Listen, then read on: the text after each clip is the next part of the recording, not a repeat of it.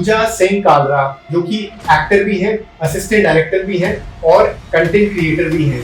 उन्होंने सोनम कपूर के साथ काम किया है, आलिया भट्ट के साथ काम किया है, वरुण धवन के साथ काम किया है और बहुत सारे सेलिब्रिटीज के साथ अच्छा खासा काम किया है।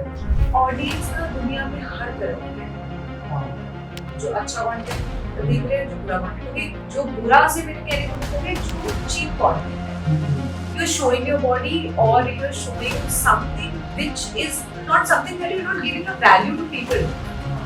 You're literally doing nothing. But you're just using your physical self to to create content and just to get views. तो वहीं से पता चल जाता है कि अगर you have to succeed in life, you should never have a plan B. Yeah, true. Before 2010, सब लोग plan B के बारे में सोचते नहीं थे. They used to give it all. अगर हार गए तो हार गए. अब तो सब लोग बैकअप रखते हैं. बैकअप ऑप्शंस भी हो गए हैं ना. हाँ. To be very honest, I think. नमस्कार दोस्तों, वेलकम टू युद्ध क्वेक। आज का जो हमारा पॉडकास्ट है वो एक ऐसे कलाकार के साथ है जो कि एक्टर भी हैं, असिस्टेंट डायरेक्टर भी हैं और कंटेंट क्रिएटर भी हैं। एक्चुअली वो इतने टैलेंटेड हैं कि ये तीनों प्रोफाइल ये बहुत अच्छी तरीके से निभा रहे हैं। उन्होंने सोनम कपूर के साथ काम किया है, आलिया भट्ट के साथ काम किया है, वरुण धवन के साथ काम किया है और बहुत सारे सेलिब्रिटीज के साथ उन्होंने अच्छा खासा काम किया है।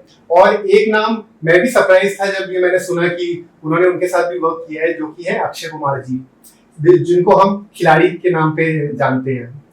मैं ज्यादा वेट नहीं कराना चाहूंगा। आई एम श्योर आप लोग बहुत एक्साइटेड होंगे इस पॉडकास्ट की शुरुआत के लिए। इनका नाम है पूजा Singh Kalra. So welcome Puja. Hi, hello. Very happy to be here. Same here. So, how are you first of all? I'm good. It's an important question nowadays because people don't have time to even ask the person next to you कि are you happy or how are you, क्योंकि हर इंसान mobile phone में इतना ज़्यादा involve हो गया है कि उनको लग रहा है कि दुनिया मोबाइल फोन के अंदर ही है, which is so sad for the younger generation and it is very important कि वो जल्दी से ये समझ जाए कि it can be the biggest addiction of any generation. Absolutely. Yeah. And Pooja, I am really excited and want to get into this thing into coldly that कि social media और जो phone की वजह से जो problem है ना, वो youngsters जल्दी से जल्दी समझे। तो people like you, the influencers are very motivating. जब इस तरह के podcast में आप लोग आते हो, तो it makes a lot of impact for the audience because you have a very strong follower base, which definitely makes people understand कि अगर ये बोल रहे हैं तो बात में दम होगी। पॉडकास्ट की शुरुआत मैं इस तरह करना चाहूंगा कि हर इंसान की एक स्टोरी होती है। You must be having a very interesting story. तो कैसे इस जर्नी में शुरुआत हुई and how do you introduce yourself, like a actor, assistant director या फिर content creator? So I think firstly I introduce myself that I'm a filmmaker. मतलब क्योंकि असिस्टेंट डायरेक्शन एंड इंडस्ट्री में काम करते करते टैग्स चेंज होते रहे, बट कोर्स से तो मेरा यही था कि I wanted to make my own movies and but ये जर्नी शुरू कहाँ से हुई थी, I will start from there. So I think मेरी फैमिली में since my father is from a very strong government background, so we were not allowed to experiment a lot in our career. So the first thing when my family got to know, especially my parents, that I want to be into in a performative career which was involved of acting and direction and that industry. तो काफी सब लोग everybody was not okay with it. तो मेरी ना journey रही है as a kid. When I was in my school, I was a very good dancer. और मैंने अपने स्कूल में ही थिएटर स्टार्ट कर दिया था। तो मेरा इंटरेस्ट हमेशा से ऐसा था, मतलब आई विल फाइंड रीजंस कि मुझे क्लास ना अटेंड करनी पड़े और बस I am like out there on the ground कि मैं डांस परफॉर्मेंसेस कर रही हूँ या थिएटर एक्टिंग स्किट्स कर रही हूँ। तो वहाँ से I think I got my interest and मुझे बहुत क्लियर था बचपन से कि मुझे इसी इंडस्ट्री में जाना है। I want to be in front of the camera, I want to be behind the camera, but I want to be in the industry. तो वो मैंने अपना पहला प्रोजेक्ट किया when I was 14 year old. I did a very small role in a very local ऐसे छोटा सा कुछ था, लोकली शूट नहीं करते जो लोकल टीवी चैनल्स करते हैं, उसमें एक छोटे से बच्चे का रोल किया मैंने, फर्स्ट वो मेरा वो था। तो मेरी फैमिली काफी वो थी, यू नो, ये कहाँ किस काम में पढ़ रही है, यू नो, इसमें तो करियर भी नहीं होता। बट आई एम ग्लैड कि आज की डेट में this is a recognised career, content creators are now recognised as a proper career. And जब मैंने फिल्म इंडस्ट्री में स्टार्ट किया था तो आई वाज 18 ईयर ओल्ड। अच्छा। तो कॉलेज मेरा था दिल्ली यूनिवर्सिटी, एंड पहले रिग्रेट होता था कि कॉलेज जाने को नहीं मिला। I did my college from open learning, मतलब डीयू का जो ओपन लर्निंग कॉलेज होता है, बट अब लगता है कि वो अच्छा ही हुआ क्योंकि मैंने उस फेज में काफी थिएटर किया, क्योंकि मुझे कॉलेज नहीं जाना पड़ा। तो अब मैं कॉलेज नहीं जा रही हूँ तो क्या करूँ, तो I started going to these theatre classes. 2 साल थिएटर करा, तो उससे शायद मेरा थोड़ा इंट्रोवर्ट नेचर थोड़ा खत्म हो, क्योंकि मेरे को थोड़ा कैमरा कॉन्शियसनेस रहती थी कि मैं ऑन कैमरा एक्ट नहीं कर पाऊंगी या कर पाऊंगी, मुझे नहीं पता, बट उससे मुझे थोड़ा कॉन्फिडेंस आया। एंड उसके बाद तो it was a never ending journey. अब मुझे अपनी लाइफ के 12-13 साल इंडस्ट्री में स्पेंड करने के बाद ऐसा लगता है कि बहुत सारे लोगों को जो मेरी ही लाइफ में, यू नो, मेरे बहुत क्लोज फ्रेंड्स हैं, उन्हें ही नहीं पता कि what I exactly do, and I am very secretive about my life in general also as a person. तो आज की डेट में, like today, I have come to a point where I am picking and choosing what project I want to do. तो right now I am also working on a project as a assistant director, and मैं पहले celebrity manager भी रही हूँ जहाँ पे I manage celebrities, and उससे पहले मैं प्रोडक्शन हेड भी रही हूँ। उससे पहले I have worked on sets like Indian Idol, Kapil Sharma show, and you know few more like जो आपके गोरेगांव में जो आपको ऐसे हफ्ते हफ्ते भर के प्रोजेक्ट्स मिलते हैं। सो वहां से मेरी जर्नी स्टार्ट हुई, तब जाके मुझे धर्मा में जॉब मिली, and you know it is been like a hurricane of different things that happened. But I am glad, क्योंकि इंडस्ट्री में ना वही बंदा सर्वाइव करता है जो चूजी नहीं है। मतलब अब मैं चूजी हूँ क्योंकि अब मेरा एक्सपीरियंस हो गया है, बट जब मैं स्टार्टिंग में गई थी तो मुझे ऐसा था कि अरे जो भी काम है दे दो, मैं कर लूंगी। क्लैप पकड़ के ऐसे करता है वो भी कर दूंगी, मतलब anything. I was okay with anything that was coming on my way because I wanted to be significant in the industry. So yes, I think my younger self would be very proud कि I never gave up on my dream. It's very paradox situation when you say that you want to lead a secretive life. Yeah. If you are in content creation and influencer, and it is like impossible to have such kind of life. हाँ. क्योंकि what you do online, somehow your personality gets revealed. You're absolutely right, but at the same time, शायद जो मुझे social media पे लोग follow करते हैं, उनको मेरी वर्क लाइफ का कुछ पता नहीं है। अच्छा। बिकॉज कंटेंट क्रिएशन भी मैंने ऐसे ही स्टार्ट की थी। मतलब मेरा ये था कि I wanted a platform where I am able to show a person a side of me which I probably was never able to do it in, you know, like अब मैं सेट्स पे जा रही हूँ, काम कर रही हूँ, अब मेरे अंदर की क्रिएटिविटी पे कहाँ बाहर निकालूँ, क्योंकि वहाँ तो I have a fixed job. I cannot just go and tell the actor कि अरे तुम ऐसे करो, ऐसे ज़्यादा अच्छा लगेगा, है ना? But वो चीज़ मेरे लिए मेरे प्लेटफॉर्म पे करके I was able to do that. And also like kind of just posting whatever. Like कभी ऐसे मैंने स्ट्रैटेजी नहीं बनाई। आजकल जो इतना नीश करो, स्ट्रैटेजी करो, ये करो, वो करो, तब कुछ भी नहीं था। तब ये था कि बस आप पोस्ट कर रहे हो, है ना? तो जब मैंने स्टार्टिंग में पोस्ट करना शुरू किया तो मेरा कोई डायरेक्शन नहीं था। I was just posting whatever I wanted. So a lot of people looked at me as a influencer, कह रही तो इन्फ्लुएंसर है। और मेरे फॉलोअर्स भी ऐसे ही, मतलब पेज पे ऐसे कंटेंट पोस्ट करते ही स्टार्ट हुए। I started getting followers after 2020. Okay. And I started content creation in 2016.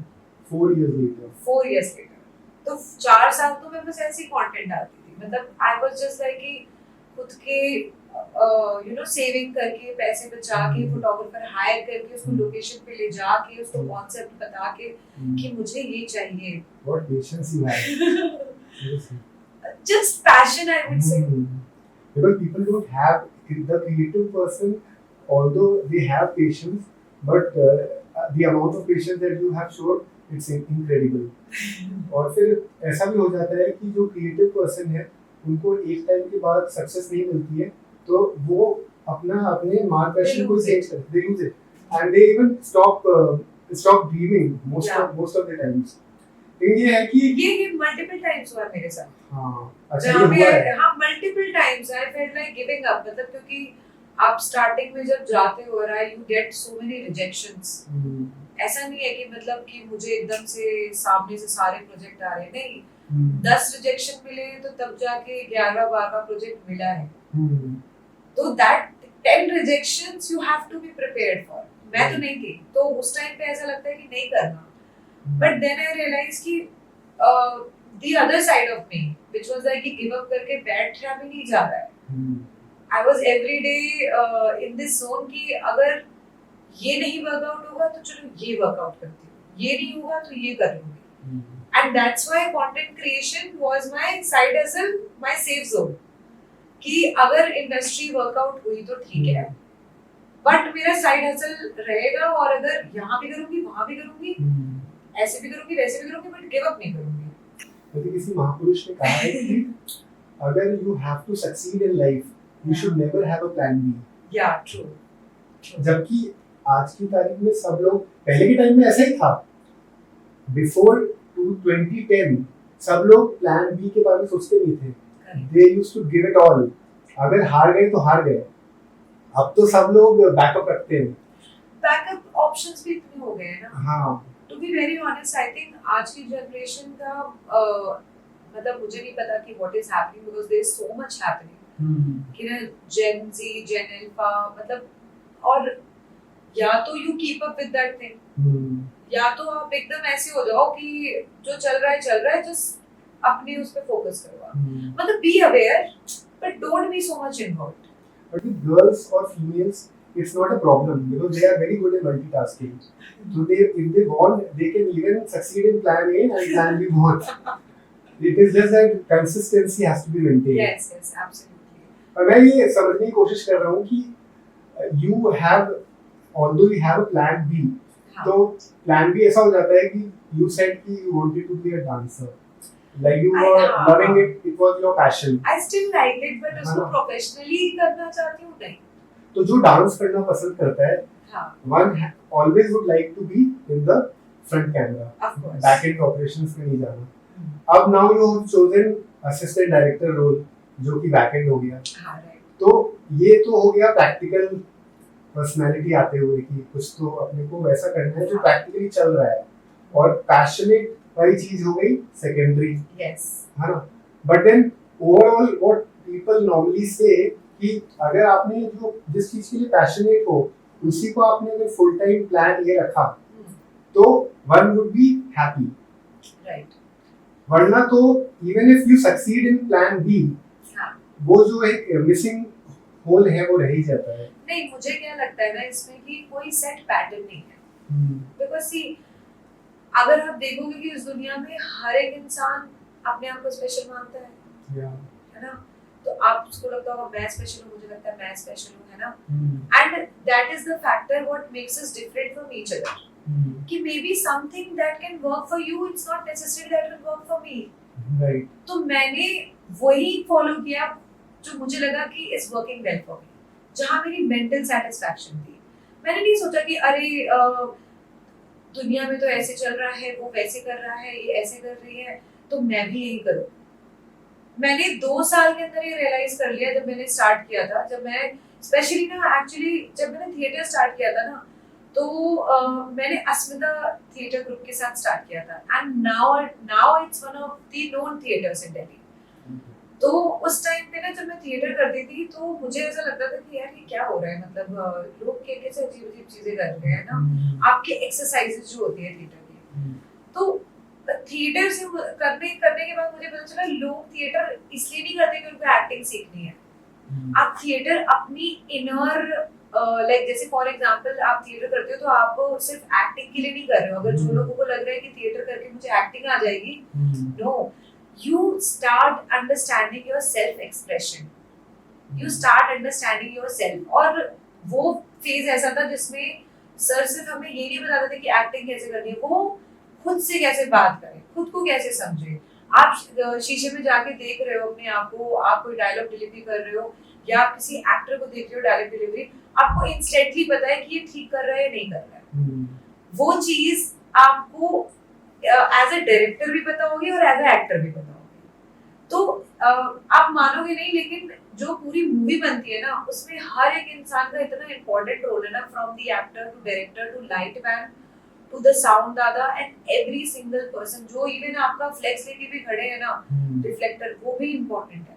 आप अगर एक सेगमेंट ही देख रहे हो ना कि मुझे सिर्फ यही एक चीज आनी चाहिए, मुझे बाकी चीजों से मतलब नहीं है, आप कर ही नहीं पाओगे। They are the unsung heroes. Yes. So when you say this, that one should have a plan A, yes, definitely I have a plan A. That I want to be in the industry. There are a lot of actors who are now, doing direction because they understand the camera, they understand the frames, their passion for creating something, it's there. तो आप creator word क्या है? कि content creator क्या कर रहा है, वो कुछ produce कर रहा है which he can show it to people. That is exactly what a director is doing. Director is doing, and that is exactly what an actor is doing. तो more or less it's a umbrella under the same thing. तो मैं अपने आप को confine नहीं करती labels में. तो content creator एक actor हुआ या director हुआ? No, content creator तो सब कुछ कर रहा है, मैं आपको सही बताऊँ। वो एक्टर भी है और डायरेक्टर भी है। वो सब कुछ कर रहा है, मतलब आपको स्क्रिप्ट्स भी लिखनी पड़ रही है, लाइटिंग भी वही देख रहा है, लाइटिंग भी आप अपने खुद कर रहे हो। कई लोग हायर करते हैं, ठीक है, बट स्टार्टिंग में जब मैं अपना कंटेंट बनाती थी तो मैं ही अपने घर में लाइटिंग सेटअप कर रही हूँ, कैमरा सेटअप कर रही हूँ, भले ही फोन से कर रही हूँ, लेकिन पॉइंट वो था कि वो सब करके मुझे ये पता चला कि there is so much that goes into content creation. And जो ट्रैवल कंटेंट क्रिएटर है उनकी अलग डिफिकल्टी, क्योंकि उनको वेदर देखना पड़ता है, लाइट सही है नहीं है, सन आया नहीं आया, मतलब बहुत सारी चीजें हैं। तो टुडेज टाइम मुझे लगता है कि वही कंटेंट या आप जो दिल से बना रहे हो ना, ठीक है, और आप एंटरटेनमेंट के लिए नहीं बना रहे हो, मतलब एंटरटेनमेंट से मेरा मतलब ये नहीं कि एंटरटेनमेंट बुरा नहीं है, बट अगर आप व्यूज के लिए कंटेंट बना रहे हो कि मुझे बस व्यूज आ जाए, मैं बस वायरल हो जाऊं, मैं बस फेमस हो जाऊं, तो वो बहुत वेग आइडिया है। ये बहुत इम्पोर्टेंट है लोगों को समझना। यस क्योंकि लोग चाहते हैं ऐसे लोगों को फॉलो करना है जिनका कंटेंट्स इंस्पिरेशनल हो। एग्जैक्टली। ना कि anything which just drives the engagement. See बहुत ही सिंपल सा रूल है कि आप ऑडियंस ना दुनिया में हर तरह की है। हाँ। जो अच्छा कंटेंट देख रहे हैं, जो बुरा कंटेंट, क्योंकि जो बुरा से मेरे कहने का मतलब है जो चीप कंटेंट है। मैं पर्सनली ऐसे कंटेंट को नहीं प्रमोट करती where you are you're showing your body or you're showing something which is not something that you're not giving a value to people. आप कोई वैल्यू नहीं दे रहे हो, है ना? Slapstick comedy. एग्जैक्टली, मतलब वो भी प्रॉब्लम नहीं है, बट जहाँ पे आपका कोई एफर्ट नहीं है, you're literally doing nothing, है ना, but you are just using your physical self to to create content and just to get views. तो वहीं से पता चल जाता है कि उनको व्यूज मिलेंगे, लेकिन आपकी ऑडियंस आपको किस नजर से देख रही है वो भी बहुत इम्पोर्टेंट है। जब वो आपको देखी नजर से चलो भाई इसका तो आ गई इसकी कोई बेकार सी वीडियो, लाइक मेरी बहुत फीमेल कंटेंट क्रिएटर्स हैं and I am not against anybody, I praise them, they have that freedom, every person on this earth have the freedom कि वो अपने मन का कर सकता है, बट आप क्या वैल्यू दे रहे हो, what are you promoting, What are you giving for people to watch? तो आज की डेट में मैं कह रही हूँ आपका, मेरा पिछले 1 साल से फॉलोअर्स मेरे इतने स्लो बढ़ रहे हैं, ठीक है, मेरे बहुत सारे दोस्तों जो मेरे कंटेंट क्रिएटर फ्रेंड्स हैं उनके 200-300 के पहुंच गए हैं। मैं अभी भी जितने फॉलोअर्स पे अटकी हुई हूँ मुझे बुरा नहीं लगता, क्योंकि मैं ये फॉलोअर्स के लिए कर ही नहीं रही हूँ, मैं ये अपने लिए कर रही हूँ। मैं जो भी कुछ क्रिएट करती हूँ मैं ये देखती हूँ कि how much I am getting inspired from this, and मैं उन्हीं टाइप के लोगों को फॉलो करती हूँ। मैं कोशिश करती हूँ कि मैं वैसा ही कंटेंट शेयर भी करूँ। जैसे मैं पॉलिटिकल कंटेंट पहले काफी करती थी, बट मैंने बंद कर दिया क्योंकि I got a lot of backlash. तो मुझे रियलाइज हुआ कि नहीं, जो मेरा फोटे नहीं है, जो मेरा सेगमेंट नहीं है, उसमें घुस के मुझे नहीं जाना। मेरा ओपिनियन है, मेरा अभी भी वही स्ट्रॉन्ग ओपिनियन है, I still have my political opinion, but उसको उसको ऐसे पोस्ट करके मुझे हेटरेट नहीं चाहिए। तो ये जो इनऑर्गेनिक ग्रोथ के पीछे लोग जाते हैं, ऑर्गेनिक ग्रोथ को इतना तवज्जो नहीं मिल रहा है। बहुत बार ऐसा होता है कि क्योंकि पेशेंस का सारा खेल है। If you don't have patience, you can even go for fake followers, yes. fake engagement. Yes. तो ऐसा कुछ है जो कि मिथ बन चुका है, and for in the interest of all the influencers, do you have any revelation to make कि ऐसा करने से वो अपने अकाउंट को बिगाड़ देते हैं? ऐसा if you have realized anything like that? Trying to follow too much trend. Yeah. Trying to follow the trends, क्योंकि trends का trend is just a viral content that work for somebody. Yeah. जरूरी नहीं आपके लिए भी काम करेगा। अच्छा, this is a like myth. लोगों को लगता है कि ट्रेंडिंग का जो है उसको फॉलो करेंगे तो इट वर्क्स फॉर एवरीबॉडी। हाँ, बट ऐसा नहीं होता। ऐसा नहीं है कि किसी का ट्रेंड चल गया तो आप भी वही करोगे। आपका हो सकता है आपका चल जाए, बट आप रेलेवेंट नहीं रहोगे। लोगों का ना अटेंशन स्पैन 0 हो चुका है। कि आप देखो ना, 5-5 सेकंड में आप रील स्वाइप कर सकते हो। आप जिस वीडियो पे रुक रहे हो, आप देख रहे हो, आप शेयर कर रहे हो, तो वही कंटेंट ग्रो करेगा, राइट? तो अगर आप उन लोगों में से हो जिनका कंटेंट लोग देख के हाँ ठीक है स्वाइप। लेकिन पूजा सबसे इम्पोर्टेंट बात ये, कोई इंसान मेहनत करता है। हाँ. और मेहनत करके उसको रिजल्ट मिलता है, पॉजिटिव चलता है, एवरीथिंग इज गुड। लेकिन अगर मान लो किसी ने मेहनत करी, एक मुकाम पाया, और एक मुकाम पाने के बाद उसको ये रियलाइज होता है कि ये जो मैंने मेहनत करी और मैंने जो even for that matter fake followers मैंने मान लो बाय कर लिए, तो पेशेंस नहीं होने की वजह से, तो ऐसी स्थिति जब हो जाती है ना, तो बहुत ही अजीब लगता है कि it was not worth it, कि मैंने इतना टाइम दिया भी और इतने टाइम देने के बाद वो चीज सिग्निफिकेंट नहीं थी या फिर वर्क नहीं करती। तो डू यू थिंक कि ये सच है कि ऑर्गेनिक ग्रोथ के पीछे जो लोग फोकस करते हैं वो ही लॉन्ग रन में अच्छा चलते हैं, या फिर जो इनऑर्गेनिक वाली बात है, जो लोग फेक फॉलोअर्स बाय कर लेते हैं, उसका भी वो भी चलते हैं आगे? नहीं, वो चलेंगे, लेकिन कहीं ना तो कहीं अब जैसे फॉर एग्जांपल यूट्यूब ही ले लो आप। यूट्यूबर्स की जर्नी, पूर्वाम, प्राजक्ता कोहली, है ना, कुशा कपिला, तो उनके कंटेंट में दम था, उनकी पर्सनालिटी में दम था।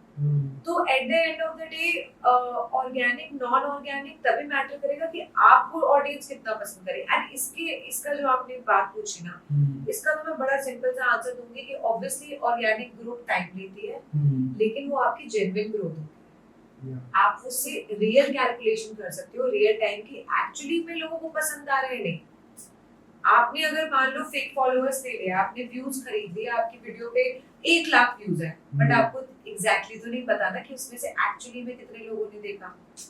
तो ये तो आप खुद की फेक वर्ल्ड क्रिएट नहीं कर रहे हो खुद के लिए। लेकिन सब लोग चाहते हैं, और ये पता है कई लोग अब हमारी जनरेशन की प्रॉब्लम ये हो गई है ना कि हमें ये लगता है कि our productivity and our value is directly related with the number of views that I am getting, which is not how it should be, and that's why there are so many suicide cases, and I feel bad कि एक platform इतना effect कर रहा है हमारी generation को कि उसकी वजह से people are choosing to to end their life because क्योंकि वो दिन रात उसी में घुसे हुए हैं। They need to realize that there is a life outside this.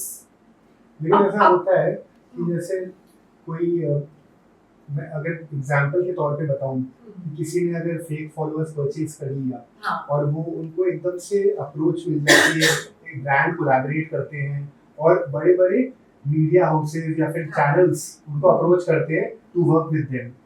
You know Krishna Abhishek ji, how witty he is. तो जो लाफ्टर शेफ वाला एपिसोड आते हैं उसमें वो जन्नत के लिए यही बोल देते हैं कि ये तो फेक फॉलोअर्स परचेज करके आई है, और फिर देखो मतलब he actually treats her in a manner कि वो बिना मेहनत के आ गए। क्योंकि क्योंकि अगर आप जेन्युइनली देखोगे, हाँ नो ऑफेंस टू एनीबॉडी, हाँ ठीक है, she is very beautiful and everything, हाँ बट सच बात तो यही है ना कि जन्नत व्हाट इज शी पोस्टिंग। हाँ मैं आपको बताती हूँ कि हमने कुछ कैंपेन्स किए थे जहाँ पे आई वर्क विद जन्नत, जहाँ पे we did a music integration. So basically मेरी जो लास्ट कंपनी थी, the company used to do music marketing for all the labels, अच्छा ठीक है, like T Series, Universal Music and everything. तो इन्फ्लुएंसर मार्केटिंग का कैसा रहता है ना कि आप पे करते हो in celebrities, in you know creators को, एंड वो आपका सॉन्ग यूज करके कुछ पोस्ट करते हैं, उसमें क्रिएटिविटी कहाँ है, ठीक है, और है भी, मैं कह रही हूँ। तो लेकिन फॉर एग्जांपल जब इन लोगों को मूवी मिल जाती है, शोज पे आ जाते हैं, तो लेकिन एक टीवी एक्टर के लिए पता है वो क्या होता है कि मैंने इतनी मेहनत करी, मैं इतने साल घिसा रहा हूँ, और ये बंदा, इसके सिर्फ 14 मिलियन फॉलोअर्स हैं, और ये मेरे साथ same you know camera share करती है, तो उनको तो कॉम्प्लेक्स होगा ही ना, और वो अपनी जगह गलत भी नहीं है। मैं आपको सही बता रही हूँ, एक सेट जहाँ पे कोई टीवी एक्टर या सेलिब्रिटी हो और वहां पे इन्फ्लुएंसर हो, तो ये हुआ है कि इन्फ्लुएंसर को वो नीची नजर से देखते हैं, they don't consider themselves equal, which I feel bad, but ये टाइम लगेगा बैलेंस आने में, क्योंकि इंडस्ट्री बहुत एक्टर ड्रिवन है। और लेकिन सबसे इम्पोर्टेंट बात ये है, लेकिन आप ये देखो कि आज की डेट में इन्फ्लुएंसर्स को ही ले रहे हैं मूवी में। अभी जो मूवी आई है नेटफ्लिक्स पे, काफी सारी मूवीज देख लो आप, जिसमें एक वो इन्फ्लुएंसर लेते हैं, जैसे मिसमैच्ड हो गई, उसमें प्राजक्ता गोली है, एंड आई लव हर, मतलब बहुत सारे, कुशा कपिला, आई लव हर, ठीक है, एंड इनको यूज कर रहे हैं क्योंकि उनको भी पता है पॉपुलैरिटी उनके पास है, ऑडियंस ड्रिवन है क्रिएटर से, तो अब वो शिफ्ट आ रहा है इंडस्ट्री। बट इसमें कुछ ऐसे भी लोग हैं जो एक्चुअली टैलेंटेड नहीं है। जन्नत को मैं टैलेंटेड नहीं मानती, मैं कुशा को टैलेंटेड मानती हूँ, क्योंकि शी हैज एक्चुअली वर्क। मैं कुशा को 2018 से देख रही हूँ, जब वो साउथ दिल्ली वाला कंटेंट बनाते थे, तो मेरे को तब से वो पसंद है। तो हर success feels like my success, कि हाँ this girl deserves it. But कुछ ऐसे क्रिएटर्स हैं जो बेनिफिट ऑफ डाउट ले रहे हैं, क्योंकि बाकी क्रिएटर्स जा रहे हैं, तो फिर चैनल्स को हो गया ना कि अरे हमें भी क्रिएटर चाहिए, क्योंकि हमें भी रेलेवेंट रहना है मार्केट में। तो इतना इंडस्ट्री बहुत चेंज हो रही है इसके में भी ना। लेकिन समाज जिस तरह से आगे बढ़ा है, और ट्रेडिशनली भी हमेशा से समाज लोगों को पीछे ही खींचता है। वो कभी भी, चाहे वो पेरेंट्स हो या फिर सोसाइटी हो, सब आपको ना बहादुर या बोल्ड स्टेप्स लेने के लिए रोकते हैं। वो आपको वही करने के लिए बोलते हैं जो उन्होंने खुद किया, वो तो होता और है, अपने फेलियर को कंटिन्यू करना चाहते हैं। And it is so, I don't understand कि मान लो आपको जीवन में हार मिल गई, तो आप अपनी नेक्स्ट जनरेशन को क्यों बिगाड़ देते हो, उनको बहादुर नहीं बनाकर, और अपने फेलियर को इतना पुश कर देते हो, अपनी फ्रस्ट्रेशन को इतना बच्चों में पुश करते हो कि वो सपने देखना छोड़ देते हैं, और फियरलेस वाली जो डेफिनेशन है वो है ही नहीं किसी में। तो जब अपन बात करते हैं जन्नत की या खुशीला की, तो ये सब जो इन्फ्लुएंसर्स हैं, इसमें some are very good in creativity, and some are known for their boldness.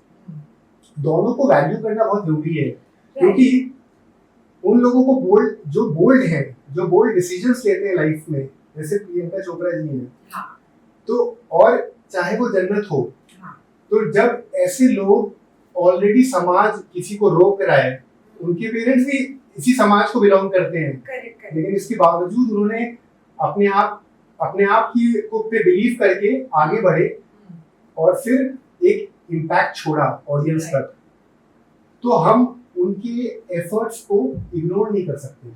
नहीं, यू आर एब्सोल्युटली राइट। सी, अगर ऐसे देखो तो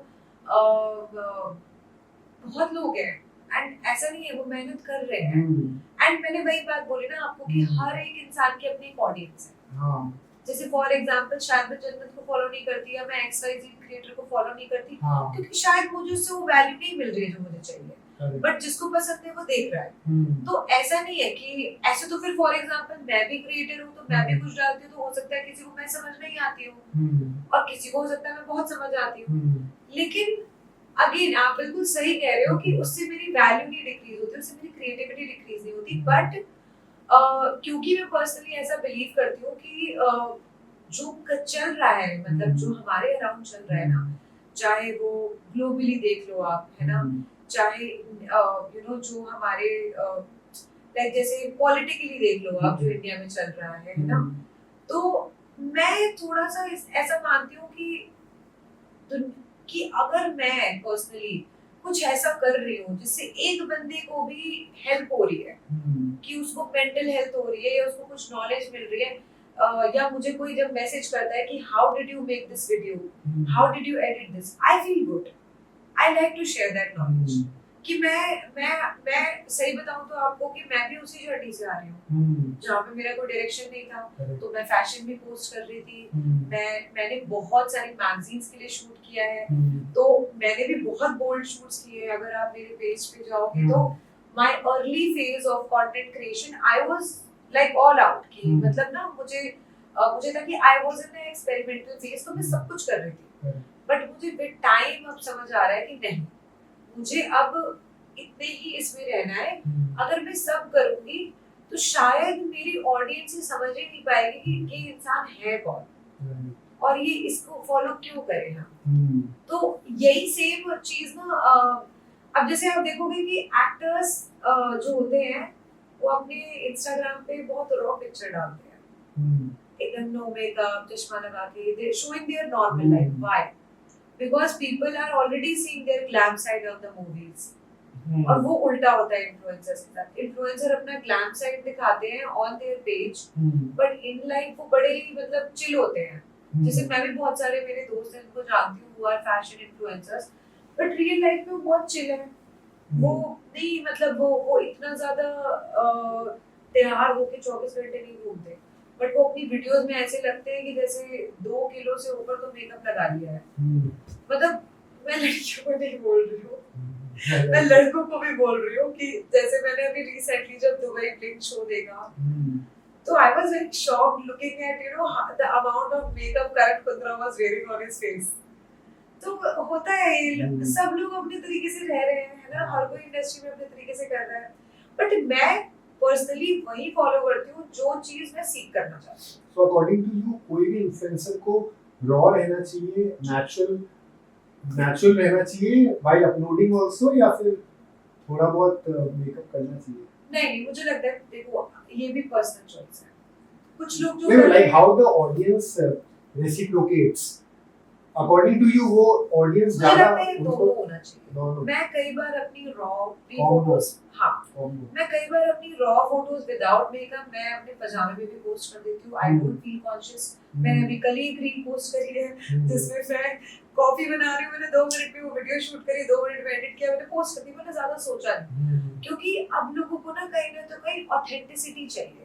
एक तो एआई जनरेटेड, एआई के चक्कर में ऑलरेडी आपको पता नहीं चल रहा कि क्या रियल है क्या फेक है, तो कहीं ना तो कहीं एक शिफ्ट तो आया है कंटेंट क्रिएटर की। ये जो पूरी इंडस्ट्री है ना, इसमें शिफ्ट क्या आया है कि अब लोगों को ऑथेंटिसिटी चाहिए, कि आप एक्चुअली में अपने रियल लाइफ में कैसे। People love your content, they want to see your creativity in everything, but वो ये भी जानना चाहते हैं कि आप इंसान कैसे हो। तो ऑथेंटिक से याद आया कि प्रणीत मोरे का अभी एक एपिसोड बहुत वायरल हो गया। Yes, it was related to biryani and all. Yes, जो कि it did not go well with the audience, तो बहुत ज्यादा ऑनलाइन ट्रोलिंग भी हो गई। एंड इवन देवेंद्र फडणवीस जी ने भी प्रेस कॉन्फ्रेंस में बोला कि इन्फ्लुएंसर्स को वाइजली डिसीजन लेने चाहिए और अपने इस ओहदे का सम्मान करना चाहिए। जिस ऑडियंस ने तुमको यहाँ पे चढ़ाया है, तो तुम्हारी जिम्मेदारी है कि तुम अपनी जबान से क्या बोलते हो, otherwise legal action would be taken. अब इस चीज से हम उभरे ही थे, जो रणवीर अलाहाबादिया जी ने कर दिया और समय रायना जी ने किया था। And even during Kapil Sharma ji के शो में ये उन्होंने कहा है, कपिल जी ने, कि तुम फेमस होने के लिए कुछ भी बोल सकते हो, लेकिन फेमस होने के बाद तुम कुछ भी नहीं बोल सकते। तो ये सब चीजें होने के बाद भी people don't take lesson from the mistake of other influencers. Yes. That is so tragic and ironical. Actually क्या है ना कि अंदर से लोग हैं तो वैसे ही ना, हम्म, मतलब कि लोगों को कहीं ना तो कहीं अब एक बात बताओ, आप उस ऑडियंस में तो उस बंदे को किसी ने भी कॉल आउट नहीं किया, चलो हाँ। मैं प्रणीत का समझती हूँ कि ही लेटर अपोलोजाइज्ड आल्सो, ऐसा नहीं है, he has publicly apologized कि you know he should have taken a stand against that. वो उसका शायद इन मोमेंट कई बार होता है कि हाँ वो हमारे किसी के साथ भी होता है, बट ऑडियंस भी तो सारी हंस रही थी ना। तो पॉइंट इज कि हम रहते उसी सोसाइटी में जहाँ पे लोगों को सेडिज्म में मजा आता है, लोगों को बिग बॉस क्यों चलता है, क्योंकि लोगों को एंटरटेनमेंट चाहिए, बट कॉल आउट करना जरूरी है, एक थिन लाइन होनी चाहिए जो आप क्रॉस नहीं करो। मैं तो इन लोगों को दोषी भी नहीं मानता। हाँ। मैं तो एक्चुअली पेरेंट्स को दोषी मानता हूँ। हाँ। जो अपने बच्चों के साथ समय नहीं बिताते आजकल। आजकल हर पेरेंट अपनी खुद की दुनिया में है कि पता नहीं उनको क्या चाहिए जीवन में। ग्रीड का कोई अंत ही नहीं है। हाँ। पैसे का कोई अंत ही नहीं है। They don't even understand the definition of success. और जितना पैसा मिल जाए उतना कम है। And at the cost of the bad upbringing of the kids. Yeah. तो ये समझना जरूरी है कि हम सक्सेस किस कॉस्ट पे पा रहे हैं। नहीं, आई थिंक हमारे टाइम पे क्या था, अब my parents are very typically like you know, मैं अपने पापा को ऑर्थोडॉक्स तो नहीं बोलूंगी, my dad is a retired IAS officer, okay, so he has spent most of his time with the kind of people जो पॉलिटिकली बहुत powerful रहे हैं। तो मैंने उनकी लाइफ से एक चीज तो डेफिनेटली सीखी है कि लाइक फॉर एग्जांपल आपकी बात से कि मतलब मेरे पापा ने मुझे एक चीज बहुत अच्छे समझा दी थी कि अगर जिंदगी में कुछ करना ना, तो अगर अपने दम पे कुछ बन रहे हो ना, और तुम जब 10 साल के बाद मुड़ के देखोगे ना तो तुमको बहुत प्राइड फील होगा। तो he had all the power to you know to make me sit on the top of the pyramid, right. कि मैं नीचे से क्यों शुरू करती, मेरे पापा की हेल्प से तो मैं पहले से शुरू कर लेती, ठीक है। जब मेरे पापा बरेली में पोस्टेड थे तो ही मेट प्रियंका's dad also at that time। अच्छा। क्योंकि क्योंकि ऐसा इवेंट था वहाँ पे, Priyanka was there as a chief guest and my dad was also there in the event managing the security, क्योंकि पापा उस टाइम पे मेरे पीसीएस ऑफिसर थे, he was the ADM। अच्छा। तो मेरे पापा जब प्रियंका से मिले, वो घर आए, उन्होंने मुझे बहुत खुशी खुशी बताया वो सारी चीजें। तो उन्होंने मुझे एक चीज बहुत ऐसे बोली कि क्योंकि उनको पता था कि I wanted to be in the same industry and everything, and he was the one who pushed me a little bit, but उन्होंने मुझे कभी मॉनेटरी हेल्प नहीं करी। पापा ने मुझे हमेशा यही बोला कि कुछ बनना है जाओ बाहर, खुद कमाओ, खुद समझो। तो अपनी फर्स्ट जॉब से लेके, या मैं पहली बार जब 17 साल की थी, I decided to leave my house, ठीक है, मेरे पापा ने मुझे कभी किसी चीज के लिए वैसे सपोर्ट नहीं किया कि मतलब हाँ मैं तेरे साथ खड़ा हूँ, तू जा कर। वो हमेशा ही बोलते थे कि अगर कुछ हुआ, मुझे कुछ सुनने में आया तो फिर देखना। तो वो एक डर था, but at the same time एक रिस्पॉन्सिबिलिटी भी थी मुझे अपनी फ्रीडम की, कि नहीं मैं कुछ गलत नहीं कर सकती, क्योंकि मेरे पापा की रेपुटेशन मुझसे डायरेक्टली जुड़ी हुई है। उतना एक्सट्रीम भी नहीं होना चाहिए, क्योंकि उसकी वजह से मेरे अंदर एक काइंड ऑफ फियर भी बैठ गया था कि you know I can't fail, but my mom made sure that she reminds me that it's okay to fail, because your failure is what is going to make you you. तो ये हमारे parents तो बड़े disoriented से थे, उनको पता ही नहीं था कि यू नो, बिकॉज़ उन्होंने अपने जनरेशन में जो देखा उन्होंने वही किया। बट अस मिलेनियल्स और यू नो जो आज की जनरेशन है, जो नए पेरेंट्स बन रहे हैं, वो या तो ऑल गिवन हो जा रही है, क्योंकि उनको नहीं मिला तो उनको लग रहा है कि मैं अपने बच्चे के लिए सब कुछ कर दूं, जो ये मांगे वो दे दूं, बिल्कुल एकदम ऐसे सर पे बिठा के रखो। उतना भी नहीं होना चाहिए।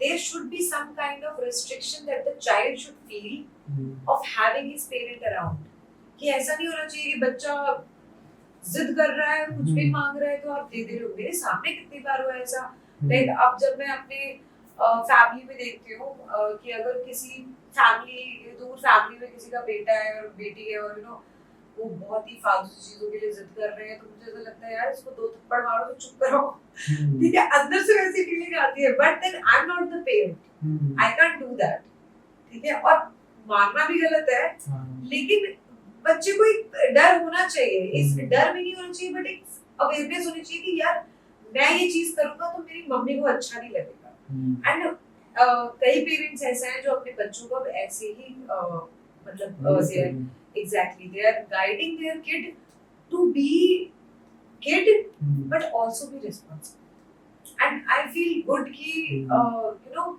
parenting is simply you not throwing your traumas and your experiences on the child. It's simple as that. इस बात से एक बहुत इम्पोर्टेंट बात ये समझ में आती है कि जैसे जैसे लाइफ प्रोग्रेस होता है तो एक बात हर इंसान हर जनरेशन वाले समझ में नहीं आता उनको कि जो चीज मेरे साथ हुई वो मैं किसी और के साथ नहीं होने दूं। चाहे वो कोई भी इंडस्ट्री हो, कहीं भी आदमी काम कर रहा हो, हर इंसान ने सफरिंग को देखा है, चाहे पर्सनल लाइफ में या प्रोफेशनल लाइफ में। पर्सनल लाइफ में भी उन्होंने एज अ चाइल्ड देखा होगा और प्रोफेशनल लाइफ में भी वो कहीं ना कहीं गुलाम बने होंगे, ठीक है। लेकिन जब वो गुलामी को झेल के उस पीड़ा को झेल के आगे बढ़े तो उस दर्द को याद रख के उन्होंने जो नेक्स्ट जनरेशन है उनको और तकलीफ दी। ऐसा नहीं किया कि जो मेरे साथ हुआ वो मैं किसी और के साथ नहीं करूंगा। कहता कि मैंने स्ट्रगल किया तुम भी स्ट्रगल करो। तो ऐसा होता है कि मान लो कोई एक्टर बनने आया, उसको मौका नहीं मिला तो वो कास्टिंग डायरेक्टर बन गया या फिर वो प्रोडक्शन में चला गया या बैकएंड का कोई काम कर लिया। आप मेरी बात कर रहे हो। It's not I'm actually नहीं ये मेरे साथ सेम चीज but what I'm coming to is it makes more sense जिस चीज में मैं आ रहा हूँ कि जब हम कोई ऐसी चीज पा लेते हैं जो यूनिवर्सल सच्चाई के हिसाब से हमें एक्सेप्ट करनी पड़ी प्रैक्टिकली जाने की वजह से, तो वो फेलियर हमारे साथ जीवन भर रहा कि मैं तो एक्टर बनने आया था, अब मुझे कास्टिंग डायरेक्टर बनना पड़ रहा है। तो जब मैं कास्टिंग डायरेक्टर बन के किसी और को डायरेक्ट कर रहा हूँ जो कि टैलेंटेड है और हमें पता है कि वो आगे बढ़ सकता है, लेकिन वो जो अंदर का जो वेंजेंस है, जो एंगर है, वो इस हद तक है कि वो उसको आगे नहीं बढ़ने देना चाहता कि वो ये तो इसकी अंतरात्मा ही जानती है। मुझे लगता है ऐसे लोग हैं इंडस्ट्री में। यू आर राइट, मतलब और ये बहुत ज्यादा प्रेवलेंट है। इट्स नॉट कि ये माइनॉरिटी है, it's a majority problem. Yes it is. तो 143 करोड़ की जनसंख्या अगर है, हाँ, it is like more than 98% लोगों की ये बीमारी है कि अगर मेरे अंदर कुछ रह गया तो मैं तुझे आगे भी बढ़ने दूंगा। तो अगर मान लो यू आर डायरेक्टर, आप सोचो कि ये फीलिंग आ कहां से रही है? ये फीलिंग इस तरह आ रही है कि हमें हमारे माँ बाप ने या हमारी एजुकेशन सिस्टम ने कभी ये नहीं बोला कि जीवन में सबसे इम्पोर्टेंट है करुणा, बी कंपैशनेट फॉर अदर्स।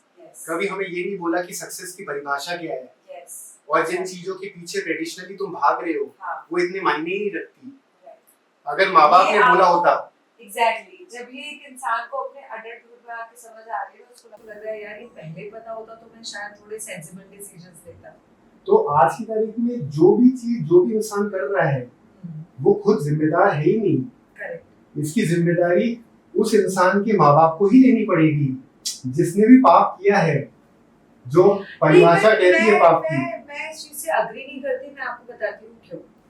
क्योंकि कहीं ना कहीं कुछ डिसीजंस मेरे लाइफ के मेरे हैं, तो उसमें मेरे पेरेंट्स का डेफिनेटली मैं एज अ पर्सन कहीं ना कहीं उनके जीन्स हैं, तो उनकी कुछ ना कुछ पर्सनालिटीज मेरे अंदर भी आई हैं। बट मैं अपने आप को बहुत इंडिविजुअल इंसान की तरह देखती हूँ। मतलब मैं ये नहीं मानती कि अगर मैं फेल हूँ आज अपनी लाइफ में तो उसके लिए मेरे पेरेंट्स रिस्पॉन्सिबल है, नहीं। हाँ, अगर मेरे को थोड़ा बेटर नॉलेज दी जाती है, बेटर मॉरल सपोर्ट दिया जाता तो शायद मैं थोड़ी ज्यादा वेल अवेयर होती, शायद इमोशनली बेटर अपने आप को मैनेज कर पाती। But when you say that my failure is directly related with my parent, no, and I don't think कि किसी के भी केस में होता है। क्योंकि for example my husband, okay, Raghav, he is very supported with his parents, who is my parents also, ठीक है। एंड मैंने एक चीज उसके और मेरे लाइफ में क्या नोटिस करी, अब जैसे when I got married, you know, मेरे लिए सबसे बड़ा शिफ्ट ये था कि मैंने कहा इतनी लविंग फैमिली, क्योंकि मेरी फैमिली तो मैंने ये देखा कि you know you have to fight for love, you have to prove yourself, you know you have to prove your worth कि I am worthy of this love. उसके केस में मम्मी पापा ऑलरेडी बहुत गिव इन करते हैं, तो मुझे ऐसा लगा कि ये तो ओवर पैम्परिंग हो रही है, लेकिन ऐसा नहीं होता है। तो उसका जो कॉन्फिडेंस लेवल जो मैंने देखा ना as a person that he has compare to me, उसका उसके पेरेंट्स से आता है, क्योंकि his parents believe in him so much कि he knows that I am going to make it. मेरा आता है मेरे अंदर से कि नहीं, I have to make it, I have to do. तो वो एक्सेप्शनल 2% कैटेगरी में आते हैं क्या उनके पेरेंट्स? हाँ, मैं तो यही कहूंगी कि एक्चुअली में पेरेंट्स को there should be a good balance between you not doing too much for your child but you also not being too unavailable। But बच्चे का एक पॉइंट के बाद जो लाइफ में उसके साथ होता है ना, वो उसके लिए खुद रिस्पॉन्सिबल है। मैं हमारे ऑडियंस से भी कमेंट सेक्शन में इसके बारे में जरूर चाहूंगा कि आप कमेंट करें कि आप इस पॉइंट के बारे में क्या सोचते हैं। सो पूजा, अगर अपन बात करें कोई ऐसा इंसिडेंट जो बहुत ही इनह्यूमन हो, जो हमेशा के लिए याद रह गया हो out of your entire experience, जहाँ पे you think that the person should be known to the audience कि ऐसी गलती उसको किसी भी लड़की के साथ नहीं करनी चाहिए फॉर दैट मैटर, तो ऐसा कोई इंसिडेंट कभी हुआ है with you? So I have done multiple projects and हम क्योंकि मिलजुल के काम करते हैं तो ऐसा जेंडर इनइक्वालिटी वाली इश्यूज आते नहीं है वैसे तो। But there was this one project that I did and ये मैंने पर्सनल लेवल पे ही लिया था, ये कोई मेरे को किसी एजेंसी या किसी कंपनी के थ्रू नहीं था। So I work with this person on a different project और हम वहाँ मिले थे। So the page which is run by Filmy Gyaan, जो पेज है, Aftab who runs the page, so he approached me because हमने साथ में एक छोटा सा प्रोडक्शन पे काम किया था, तो we got to know and we introduced, मतलब वहाँ मिले थे। फिर उसके बाद he approached me after 1 or 2 year I think कि he wants to make a travel show which will have different episodes। So I said yes कि काफी इंटरेस्टिंग प्रोजेक्ट है एंड मैं फ्रीलांस प्रोजेक्ट के लिए हमेशा हाँ इसलिए बोल देती हूँ क्योंकि वही क्रिएटिव फ्रीडम, कि मुझे अपनी क्रिएटिव फ्रीडम मिलेगी तो I will be happy and it was a mutual project, ठीक है। अब सारी उसमें जो मेन मेरा पार्ट था वो था कि I had to host the show and I was also helping them plan the entire route, कि हम पहले बरूड से शुरू करेंगे, फिर हम वहां से जाएंगे सेतन, फिर हम जाएंगे Chitkul and then Kaza, and we will end our trip over there। So the whole thing was that we wanted to cover the most difficult places in Himachal, the most difficult villages, like जहाँ पे life बहुत difficult हो जाती है in peak winters। This is peak January by the way, मतलब जहाँ पे अभी -10 डिग्री -15 डिग्री नॉर्मल चल रहा है। बट मैं तो हूँ करेजियस, मुझे तो पंगे लेने की आदत है। One thing I'm known for कि you know बिना बात की मैं ऐसी चीज करूँगी जो अपने आप को चैलेंज करूँगी, and that is what I did। I challenged myself कि okay let me do this, क्योंकि I'm not at all a winter person, but I decided कि let's go। We started the trip from Chandigarh। शुरू के 5 दिन में बहुत disagreements feel होने लग गए and I was the only girl on that trip। There was 2 more people, his brother and 1 more guy, ठीक है, who was handling the camera।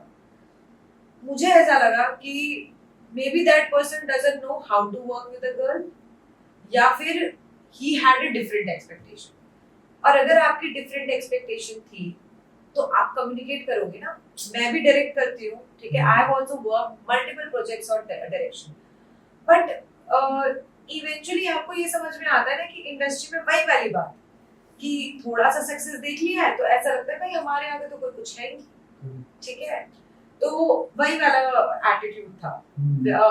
I personally feel like कि अगर मुझे मौका मिलता बाद में, मैंने तो सुनाया बाद में, मतलब मैंने ये मेक श्योर किया कि मैं ये चीज बोलूं कि you know I was not happy with this project. तो हुआ ये था कि लास्ट डे जब सारा हमने कर लिए एपिसोड्स एंड आप कम्युनिकेट नहीं कर रहे हो, आप सिग्नल नहीं दे रहे हो, आप बता नहीं रहे हो कि what can be done what can not be done.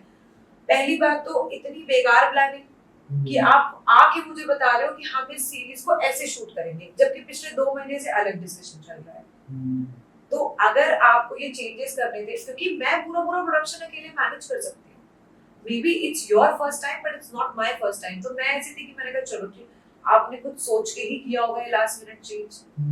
I was like okay ठीक है, लास्ट मिनट चेंज है। In Kaza, when it's our last episode, okay, and we were traveling in a Rubicon जो 4-seater होती है. These guys are telling me, sorry, these guys are telling me कि आप यहाँ से खुद अपनी accommodation करके खुद वापस चले जाओ from Kaza in a off season, जब वहाँ पे ना बस चल रही है ना कैब चल रही है, वहाँ पे दूर दूर तक बंदा नहीं है, ठीक है। वहां वो मुझे कह रहे हैं कि can you leave in the morning by yourself, and I was shocked, I am not kidding, मैं लिटरली रूम में गई हूँ, I cried alone and then I came back and I told them कि I will leave in the morning, I will, क्योंकि मुझे ना वो ऐसा नहीं, मतलब मैं लड़ सकती थी, मैं ये बोल सकती थी कि नहीं, you picked me up from Chandigarh, you dropped me at Chandigarh, but I felt like कि you know what, I don't want to even have this discussion because this person, if he has the audacity to say this to a girl कि तू यहाँ से अब खुद चली जा, ठीक है, तो मैंने कहा मुझे इस बंदे से बात ही नहीं करनी, वो सेल्फ रिस्पेक्ट वाली बात हो गई थी मेरे लिए कि मैं खुद कर लूंगी, मेरा कोई फर्स्ट टाइम नहीं है, I have solo travelled so much, मेरी सारी फॉरेन ट्रिप्स मैंने सोलो ट्रैवल करी है, तो मुझे कोई वो नहीं था, बट मैं सिर्फ इस बात पे हैरान थी कि इतनी इनह्यूमन चीज आप कैसे कर सकते हो, लाइक यू नो कि आपने किसी को कमिट किया है, वो भी प्रोफेशनली आप किसी को कमिट कर रहे हो, आप मेरे दोस्त भी नहीं हो, आप मेरे दोस्त होते तो मैं फिर भी एक बार को कंसिडर कर लेती। उसके बाद आई एम ग्लैड कि the home stay owner helped me, he who had no idea who I was, उसने मुझे बोला, अंकल ने मुझे बोला, होम स्टे वाले अंकल ने, कि मैं आपको रामपुर तक छोड़ दूंगा, आप वहां से शिमला की बस कर लेना, एंड गेस व्हाट, उन्होंने मुझसे 1 रुपया नहीं लिया, उन्होंने रास्ते में रोक के अपनी बहन के घर ले जाके दे ऑफर्ड मी फूड, और मैंने जब उनको ये सारा इंसिडेंट बताया ना, वो पता है मुझे क्या बोल रहे थे, कहते हमारे यहाँ ऐसे लोगों को ना हम, मतलब उन्होंने कोई तो अपनी लैंग्वेज में वर्ड यूज किया था, उन्होंने ये बोला था कि ऐसे लोग ना हम बहुत ही बेकार होते हैं, और वो ये कह रहे थे कि हम तो किसी को नहीं भी जानते ना तो भी उसकी हेल्प कर देते, ये तो आपके साथ आए थे। So the culture is getting destroyed. No, it's not the culture, it's the person.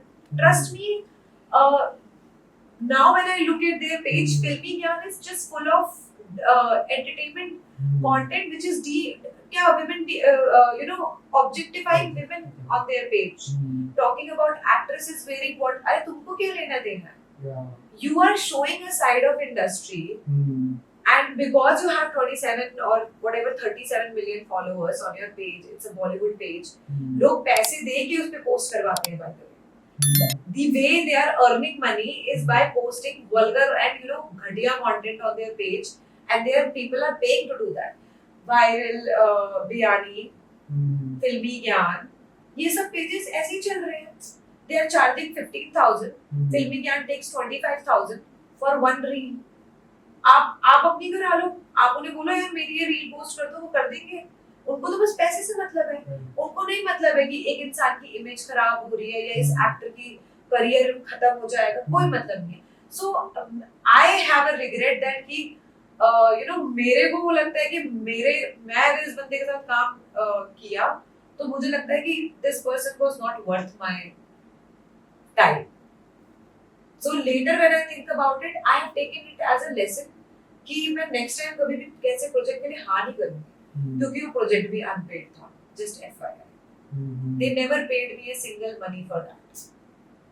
तो इतनी मेहनत में, और पता है आप कभी कभी ये गलती क्यों करते हो, क्योंकि आपको लगता है आप जैसे लोग और भी हैं, कि अगर फॉर एग्जाम्पल मैंने अभी रिसेंटली हिमाचल में एक डॉक्यूमेंट्री हम प्लान कर रहे हैं which is focused on this particular area in Teerthan Valley, Bushari में बच्चों का स्कूल चला गया था लैंडस्लाइड में। So I decided कि let me try to raise fund because वहाँ पे गवर्नमेंट कोई हेल्प नहीं करती है, ठीक है। तो मैंने वो पूरा प्रोजेक्ट इसलिए प्लान करा ताकि मैं अपनी स्किल को इस तरीके से यूज करके अगर इनको फंडिंग दे सकूं एंड स्कूल दोबारा बन जाए, तो I will be very happy कि these kids will go to the school again. And मुझे, और वहाँ पे बच्चे हैं भी, मतलब they want to study further. तो क्योंकि मैं हिमाचल में 2-3 प्रोजेक्ट्स कर चुकी हूँ, so that's how I met this Himachal association. वो बेसिकली जो पंचायत के हेड्स होते हैं ना, उनसे मेरी मीटिंग हुई थी एंड दे वर लाइक अगर आप हमारे लिए कुछ कर सकते हो तो आप प्लीज कर दो। तो मैंने उसमें ना पैसा देखा ना मैंने देखा कि अरे मुझे इससे क्या फायदा होगा, अगर मेरी वजह से वो स्कूल बन जाता है, बच्चे पढ़ने लग जाते हैं, आई विल बी हैप्पी, मेरा हो गया वहाँ पे काम। ठीक है, तो हर चीज पैसे के लिए, फायदे के लिए, वैल्यू के लिए, व्यूज के लिए नहीं कर सकते आप।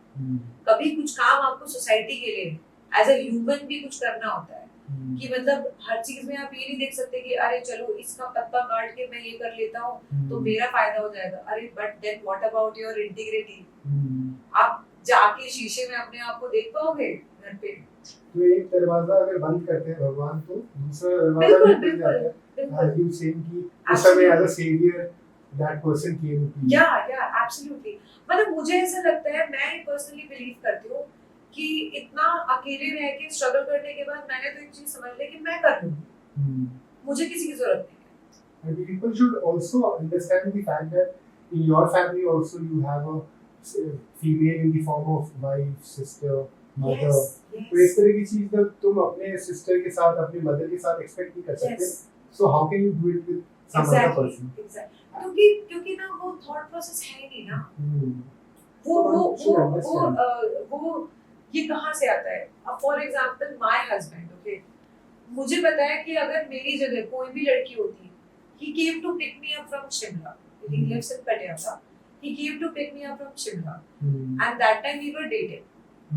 वो इसलिए आया सिर्फ क्योंकि उसका ये था कि यार ये you are my girlfriend right now, I came for you. But अगर मेरी दोस्त भी होती ना मैं तो भी आती, क्योंकि for him there are two type of man ना, मतलब कहते हैं ना दो तरह के लोग होते हैं ना, एक जिसको कोई फर्क नहीं पड़ता, एक जिसको फर्क पड़ता है। एंड मैं लिटरली बता रही हूँ, मैं फेमिनिस्ट हूँ बट मैं ये भी मानती हूँ कि there are good men also, and I have a lot of male friends who care about me, who will pick up my call at 2 a.m, who will be there for me when I need them. But मैं उसी society में रहती हूँ जहाँ पे ऐसे दूसरे category के आदमी भी हैं जिनको कोई फर्क नहीं पड़ता। तो हमेशा मैं पॉडकास्ट में सवाल, एंड ऐसे फीमेल में भी है, there are females who will praise me, who will talk good about me, but there are females who will do back bitching, who will try to bring you down. तो ये gender से तो related है ही नहीं, ये एक person to person है। मैं नहीं मानती कि लड़कियां ज्यादा अच्छी होती है, लड़के ना, ये इंसान टू इंसान वही अपब्रिंगिंग वाली चीज है कि आपकी अपब्रिंगिंग कैसी है ना, आपने कैसे सोसाइटी में रहे हो, आपने क्या देखा, उससे फर्क पड़ता है ज्यादा। लेकिन एक सवाल हमेशा मैं पूछता हूँ कि बॉय और मैन में क्या फर्क है?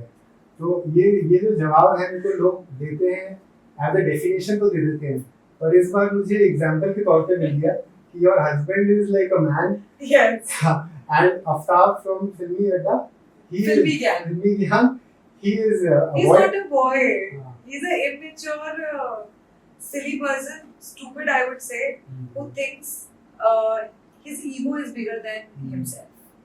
I hope ये message positively जाए after watching the podcast, because it is in the interest of everybody. मैं तो बस चाहती हूँ कि लोगों को ये पता चले कि एक पेज जिसको वो फॉलो करते हैं उसके पीछे जो लोग होते हैं ना, वो इतने भी अच्छे नहीं होते। मतलब they are not doing it for the goodwill of society, they are doing it because उनका फायदा हो रहा है, उनकी जेब भर रहे हैं, बस उनको कोई मतलब नहीं है। तो इसका ये मतलब हुआ कि ऑडियंस जब किसी चैनल को सब्सक्राइब करे या फॉलो करे, तो they should actually audit it या फिर रिव्यू करो बिफोर। कभी-कभी ऐसा होता है कि हमने एक पोस्ट देखी, वो पोस्ट अच्छी इंटरेस्टिंग लगी, तो पूरा अकाउंट नहीं देखा और हमने फॉलो कर लिया, सब्सक्राइब कर लिया। This is not a good practice.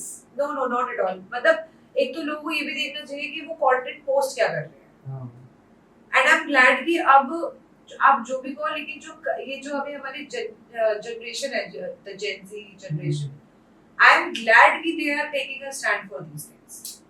जो स्टैंड एज अ मिलेनियल मैं शायद अब ले रही हूँ, या मैंने उस टाइम नहीं लिया, है ना। चलो मैं तो फिर भी बहुत अवेयर रही हूँ, तो मैंने अपने लिए हमेशा स्टैंड लिया। I have been that one person, I don't care who you are, if you are wrong I will point it out to you. मैंने ये चीज आफ्ताब के साथ भी करी. I after the entire trip I called him, I told him कि you did a very shitty thing with me. मैंने कहा आप मुझे ये बोल देते ना कि मुझे प्रोजेक्ट करना नहीं, मैंने कहा जो भी आपकी, and then he is telling me कि the expectation for the project did not came out that well. When were you supposed to tell me this? आप ये मुझे तभी बताओगे ना जब आपकी एक्सपेक्टेशन मैच नहीं. लाइक फॉर एग्जांपल मेरी मूवी बन जाए तब मैं जाके थोड़ी एक्टर को बोलूंगी अरे तूने एक्टिंग सही नहीं की. मेरा काम है ना एज अ डायरेक्टर कि मैं उसको उसी पॉइंट ठीक करूं. तो ये बकवास है कि आप बाद में किसी को ये बोल रहे हो.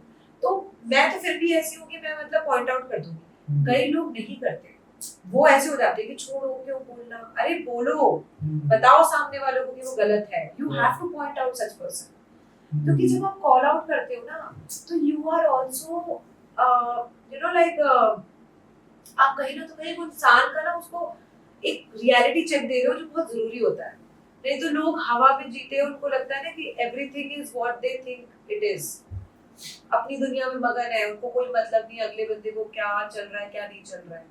अभी जैसे बॉयज की बात हो गई, बॉय ने ऐसी हरकत करी. हाँ. अब बात करते हैं गर्ल्स की. अभी recently you must have heard about Shilpa Shinde ji. उनका एक पोस्ट वायरल हुआ था कि she had actually expressed her dissatisfaction और उन्होंने कन्फेस किया था कि एक टाइम था जब उन्होंने अपने प्रोड्यूसर को फॉल्स एलिगेशन लगा दिया था for like objectifying and neatly thing. तो ये चीज उन्होंने 10 साल बाद बोली उस प्रोड्यूसर के लिए, जिसमें ये साबित होता है कि गर्ल्स किसी भी हद तक जा सकते हैं.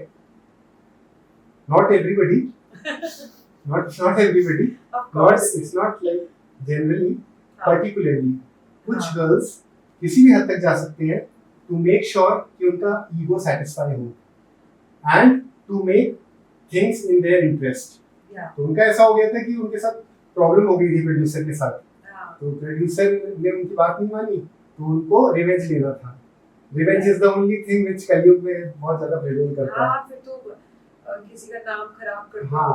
So now understand कि ऐसे 10 साल तक उस प्रोड्यूसर देखा होगा और सिर्फ सॉरी बोलना इंडिया में बहुत आसान है. वही बात मैंने जो पहले बोली आपको ना कि ये चीज ना जेंडर से रिलेटेड तो है ही.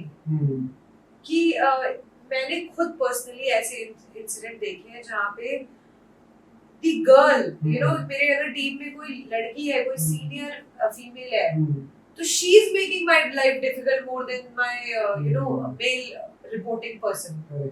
लाइक अगर मैं मेरे ना मेल बॉसेस भी रहे हैं, मेरे फीमेल बॉसेस भी रहे. बॉसेस से I need to say the people I used to report as a senior.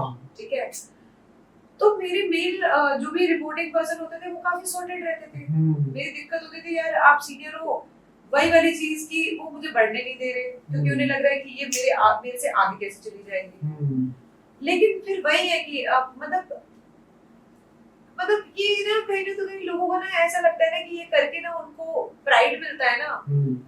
और पता है लड़कियां ज्यादा इसलिए भी करती हैं क्योंकि उनको कहीं ना तो कहीं आपसे कॉम्प्लेक्स भी होता है कि why she is a younger person doing so much better और शी इज सो एक्सपीरियंस, ये मुझे क्यों बता रही है. अरे but you look at it as a positive thing ना.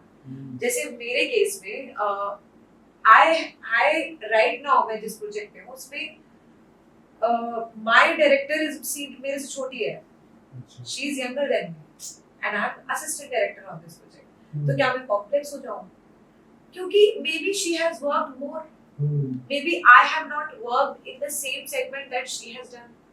मेरा एक्सपीरियंस अलग रहा है. बट यहाँ पे पॉइंट क्या है, सीखना. इतने सारे लोग इकट्ठा हुए हैं किस लिए? क्योंकि हमें कुछ सीखना है. आप और मैं यहाँ क्यों बैठे हैं? बिकॉज हमें एक दूसरे से कुछ सीखना है. ठीक है. यहाँ पे एज, जेंडर या यू नो ईगो ये नहीं आना चाहिए. स्पेशली जब आप काम के लिए, जब आप काम में हो ना तो आप काम में अपना ईगो, अपनी फेलियर्स, अपनी पर्सपेक्टिव्स को मत घुसाओ. ठीक है. आप ये ध्यान में रखो कि आप ये करके ना तो कहीं अपने लिए चीजें डिफिकल्ट कर रहे हो क्योंकि आप अगले के लिए बाउंड्रीज नहीं बना रहे हो. वो बंदा फ्री है, आप अपने लिए बना रहे हो. You are building a wall for yourself. जो फिर क्या होगा कि एक टाइम के बाद आपको लगेगा कि यार मैं इससे बाहर तो सोच ही नहीं पा रहा हूँ. क्यों नहीं सोच पा रहा? क्योंकि आपने वो वॉल खुद बनाई है. आपने लोगों को वो इमेज दी कि you know they feel intimidated by you कि अरे इससे तो बात नहीं कर सकते, she is always very negative, she will say something negative to me, और ये तो बहुत इगोइस्टिक है, क्यों आपसे बात करेगा? तो you have to be open, you have to let people criticize you, let people tell you something, तो you have to take it as a knowledge thing कि हाँ ठीक है, कुछ बता रहा है तो सुन लो। हर चीज में ये नहीं होना चाहिए कि अरे ये मुझे क्यों बता रहा है, ये मुझे क्यों बता रही है, I know it, I know everything, नहीं।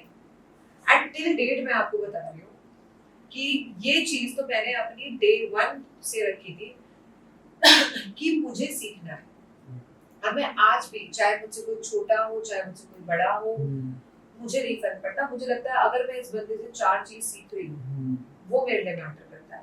और ये जो पर्सनालिटी वाली चीज है ना कि अगर आप किसी के साथ काम कर रहे हो, नहीं बन रही है, कोई भी फैक्टर हो सकता है, कोई बात नहीं, आप साइड चले जाओ, क्योंकि दुनिया में डिसएग्रीमेंट्स हो सकते हैं। जरूरी नहीं है कि मैं किसी के साथ, अगर मैं 5 लोगों के साथ काम करूँ तो मेरे 5 के साथ बने, हो सकता है मेरे 1-8 लोगों के साथ ना बने, बट आप ऐसे बैड ऑरा लेके मत रहो कि अरे ये तो इंसान ही खराब है, मे भी शायद मेरी उससे बनती नहीं है, बात खत्म। तो ये चीज आपके अंदर होनी चाहिए जहाँ पे आपको ये डिफरेंशिएशन करना आना चाहिए कि आजकल मुझे ये हमेशा देखा जाता है कि जो मैन होता है they are very shy, they can't even approach a girl, they can't even approach a girl just to have a word with them. Boys का ऐसा है कि दे हैव दैट ऑडेसिटी है लड़ने की, और ऑडेसिटी है गलत काम करने की, कि छेड़ देंगे उसमें तो बहुत करेज है, ईव टीजिंग कर देंगे एंड इवन फ्लर्ट कर लेंगे, जाती हुई लड़की को छेड़ देंगे, इसमें तो देखते बताते हैं कि बहुत करेजियस है। लेकिन अगर उनको एक फॉर्मल कॉन्वर्सेशन करना है टू अ स्ट्रेंजर तो वो नहीं कर पाते। एंड इसका कारण बहुत हद तक ये भी है कि जो पेरेंटिंग उनको मिली, आज उनको अपने पेरेंट्स से टाइम नहीं मिला, उनसे बातचीत वो नहीं कर पाए, उनके यार दोस्त नहीं हो, या फिर हो तो भी गलत संगत हो, या फिर ये जो इंडस्ट्री ग्रो हो रही है जो कि पॉर्न इंडस्ट्री है, they are very expose to this porn thing and it actually induces them to that extent कि दे डोंट अंडरस्टैंड कि एक लड़की का रियल रूप क्या है and how much we should respect a girl.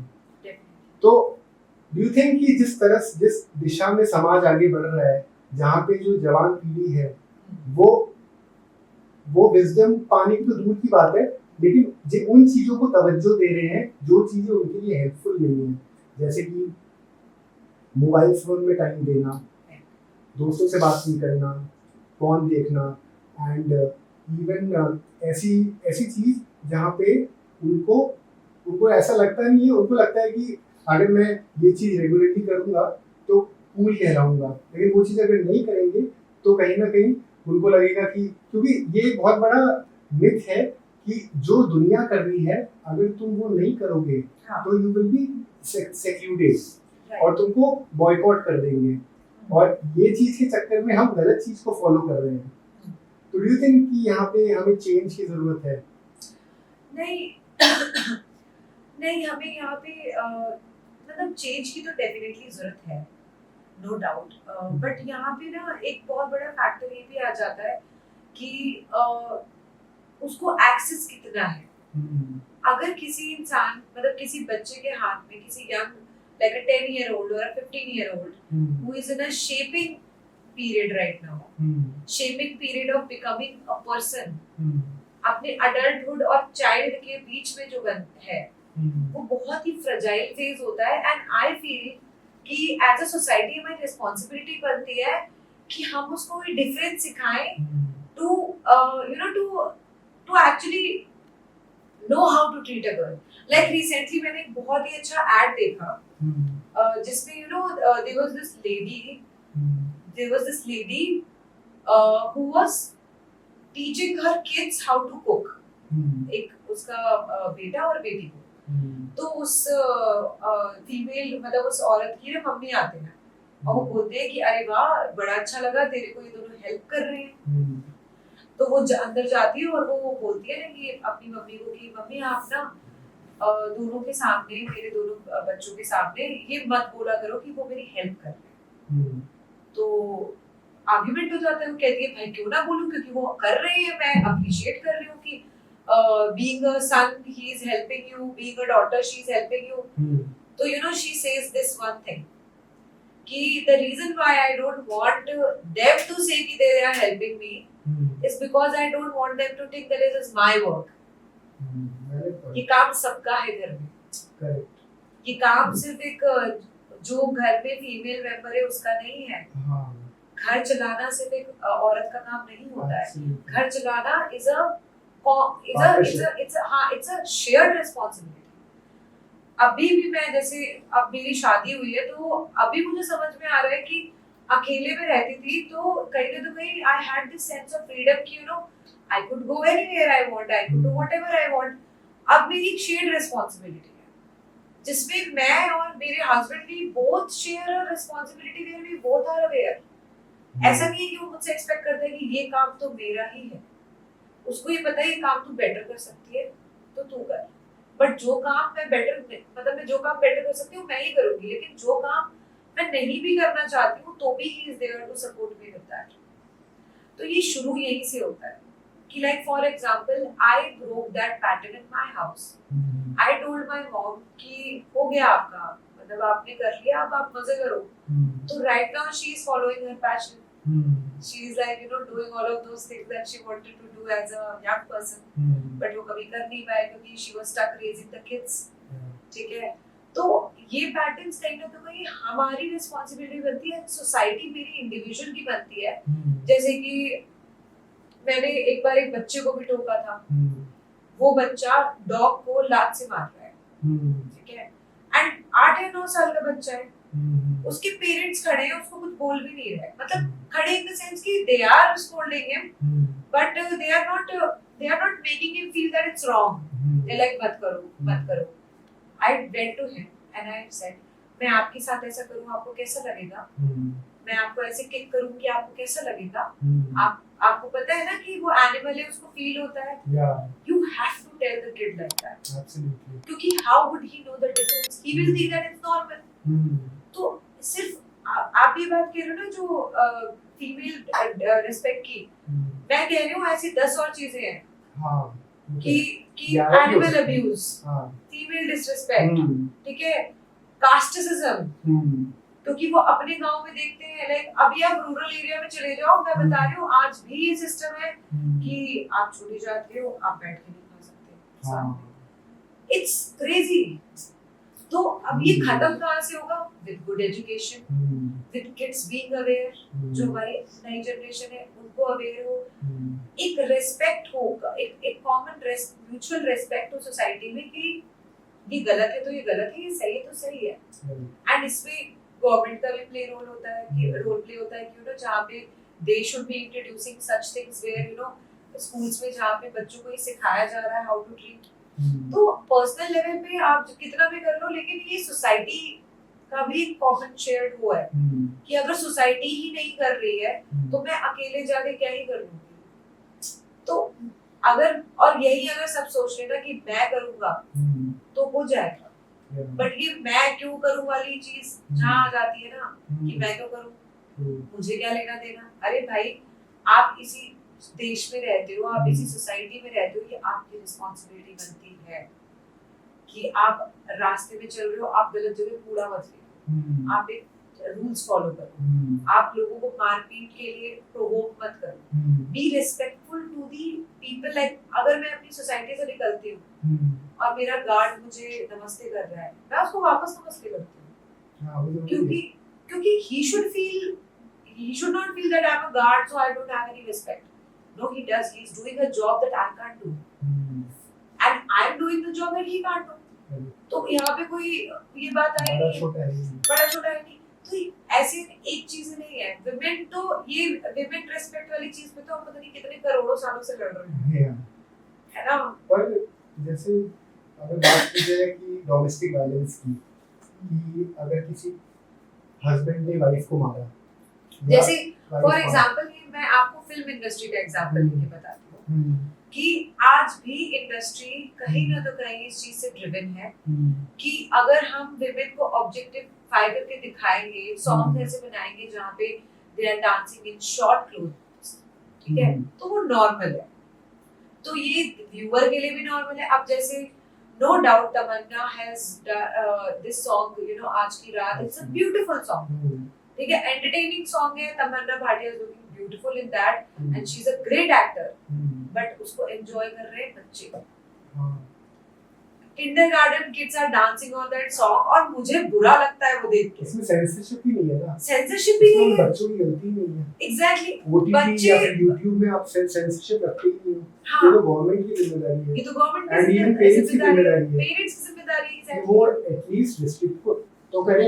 और सेकेंडली बात ये है कि पेरेंट्स के पास टाइम तो होना चाहिए अपने बच्चों के लिए, वो टाइम ही नहीं देते हैं। एग्जैक्टली, दे आर तो पॉइंट ये है कि अगर मैं बच्चे का वो भी रोक दूं यूट्यूब, मैं आप पॉन की बात कर रहे थे, ठीक है, फॉर एग्जांपल एक्सेसिबल है तो हो पा रहा है, ठीक है, अगर मान लो नहीं भी है तो आपने बॉलीवुड में भी तो यही सब कर रहे हो, you are promoting such thing that कि वो जाके सर्च करेगा ही, है ना, उसको कहाँ से वो फीलिंग आ रही है कि हाँ मैं ओ नाइस तमन्ना डांसेस सो वेल, नोरा इतना अच्छा डांस करती है।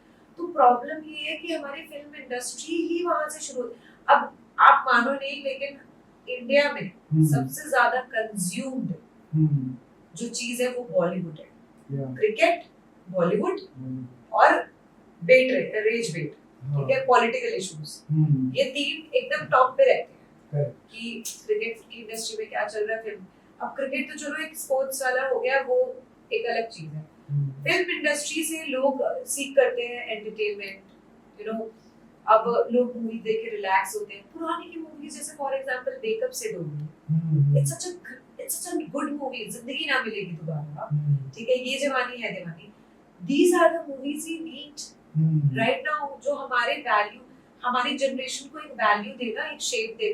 अब movies like you no murder, या आप सिर्फ एंटरटेनमेंट के लिए आप बना रहे हो कंटेंट, इसीलिए मैं personally you know directors like Anurag Kashyap, high respect, because that person is trying to bring the indie film cinema, the real film cinema in the industry, and जो अब जैसे जो ये वेलकम टू जंगल बना रहे हैं, क्या है उसमें जैकलिन और दिशा पटनी को आपने इसलिए तो लिया है कि आपको एक एंटरटेनमेंट लेडी फैक्टर चाहिए, वो उसमें कोई इंपॉर्टेंट रोल तो प्ले कर नहीं रहे, although they are talented, but आपने उनको यूज ही सिर्फ एक पर्टिकुलर ऑब्जेक्टिफिकेशन के लिए किया है कि बस लोगों को थोड़ा मसाला चाहिए तो नोरा का डांस डाल देते हैं, बट नोरा टैलेंटेड है।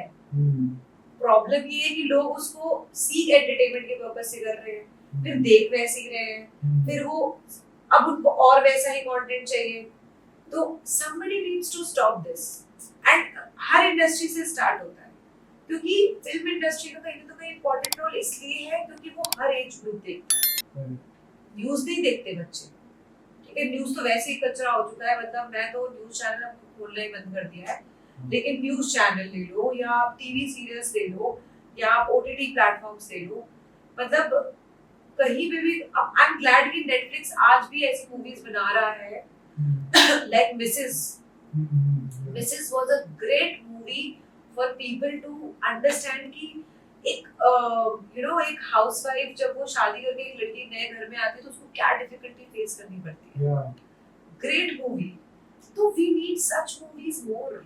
एंड जब हमें अपनी सोसाइटी इश्यूज पता है कि हमारी सोसाइटी में ये इशू है, तो हम उसी इश्यूज को फोकस में रख के क्यों नहीं बना रहे movies, and that's why I am glad कि me as who is trying to be, I'm an aspiring filmmaker and I am telling you, आप मेरी मूवी देखोगे ना, मैं अपनी मूवी जब बनाऊंगी उसके टॉपिक्स ना यही बनाऊंगी, I am going to make sure that somebody is talking about these issues, कि somebody is talking about you know what a woman faces in her life, in work culture, what a kid goes through when his parents is fighting in front of him, you know how he is bullied in a school, what goes into a person who is choosing a different sexuality, है ना, कोई बंदा गे है तो आप उसको demean मत करो, that's his choice, ठीक है, तो ये ओपननेस हमारी सोसाइटी में थ्रू मूवीज ही आ सकता है, थ्रू कॉन्फ्लिक्ट ही आ सकता है।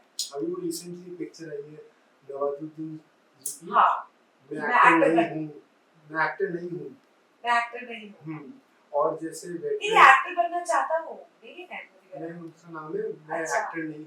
Okay. और अभी veteran film maker Niharini ji, Amit Niharini ji, वो उनकी अनटाइमली डेथ हो गई। That Yes. Was very sad for the industry, but then वो भी ऐसी मूवीज बनाते थे, सेंसिबल मूवीज बनाते थे। So we need people like you in future में, आप लोग ऐसी मूवीज बनाएं। But what is important to understand कि हर चीज का रूट समझना जरूरी है कि ये जड़ क्या है। कि अगर हम प्रॉब्लम्स की बात कर रहे हैं तो उसका सॉल्यूशन भी रूट्स में ही है। Definitely. तो अगर अपने को एप्पल चाहिए तो वैसा ही अपने को जड़ चाहिएगा। तो अगर आप मैंगो का पेड़ लगा के एप्पल हाँ, नहीं एक्सपेक्ट कर सकते। वो नहीं हो सकता। अब मान लो अगर बात करें शादी की, तो ये बहुत ही इम्पोर्टेंट चीज है डिस्कस करने को, लेकिन लोग इसके बारे में वैसे नहीं सोचते जैसे सोचना चाहिए। हाँ, एक छोटा बच्चा 7 साल का, 4 साल का, 5 साल का, उस बच्चे को एक हेल्पलेस सिचुएशन में डाल दिया जाता है जहाँ पे पेरेंट्स, मम्मी हो या पापा हो, अपनी फ्रस्ट्रेशन इस हद तक निकाल देते हैं कि जितनी उस बच्चे की गलती होती है उसके बियॉन्ड उसको मारा जाता है। और सोचो उस बच्चे की विडंबना कि वो उस घर के कैद माहौल में अपने आप को बचा भी नहीं सकता। तो ये चीज क्यों होती है? क्योंकि शादी होती है, और शादी एक बंधन है। कोई भी बंधन कैसे किसी भी इंसान के लिए अच्छा हो सकता है जब उनको उड़ने के लिए वो पैदा हुए थे। Everybody wants freedom at the end of, और पार्टनरशिप इतनी टॉक्सिक हो जाती है कि वो एक दूसरे के लिए लायबिलिटी बन जाती है। कि मान लीजिए पूजा को बनना है एक्टर, और your husband wants to become a director. ठीक है, this is Also he's an author. yeah. So let's take it author only. Now your husband wants to be an author, you want to be a director. अब your dreams can only be understood by you. पूजा के जो सपने होंगे वो पूजा को ही समझ में आएंगे। वो जितना भी हो सके वो हस्बैंड को नहीं आ सकते एक हद के बाद। तो क्या हर पार्टनर बहुत ही सेंसिबली सपोर्ट कर पाता है दूसरे पार्टनर को टू सक्सीड? और ऐसा करने से कि हम अपनी पोटेंशियल तक आगे बढ़ ही नहीं पा रहे हैं। But what really we discussed some time back कि हर इंसान में वो क्षमता नहीं है, प्रतिभा नहीं है। यू सेड कि एक लिमिट होती है, हर इंसान हर चीज नहीं कर सकता। पर मेरा ये मानना है कि हर इंसान फॉर दैट मैटर सब कुछ कर सकता है। लेकिन आपका वो होना चाहिए उसमें। हाँ, कि अगर उसको फ्रीडम मिले, अगर उसको बचपन से ही फ्रीडम मिलेगी ना, तो वो कर सकता है जिसकी वजह से प्रकृति ने उसको जन्म दिया है। और वो एक्सप्लोर करने का भी फ्रीडम नहीं मिलता। नहीं, मुझे लगता है कि मैं तो बहुत लकी हूँ। हाँ। मतलब अगर आपके मतलब to answer your question, I am very lucky because my partner understands my Very ठीक nice. है, and he understands with the industry I'm coming from, the kind of difficulty I have to face.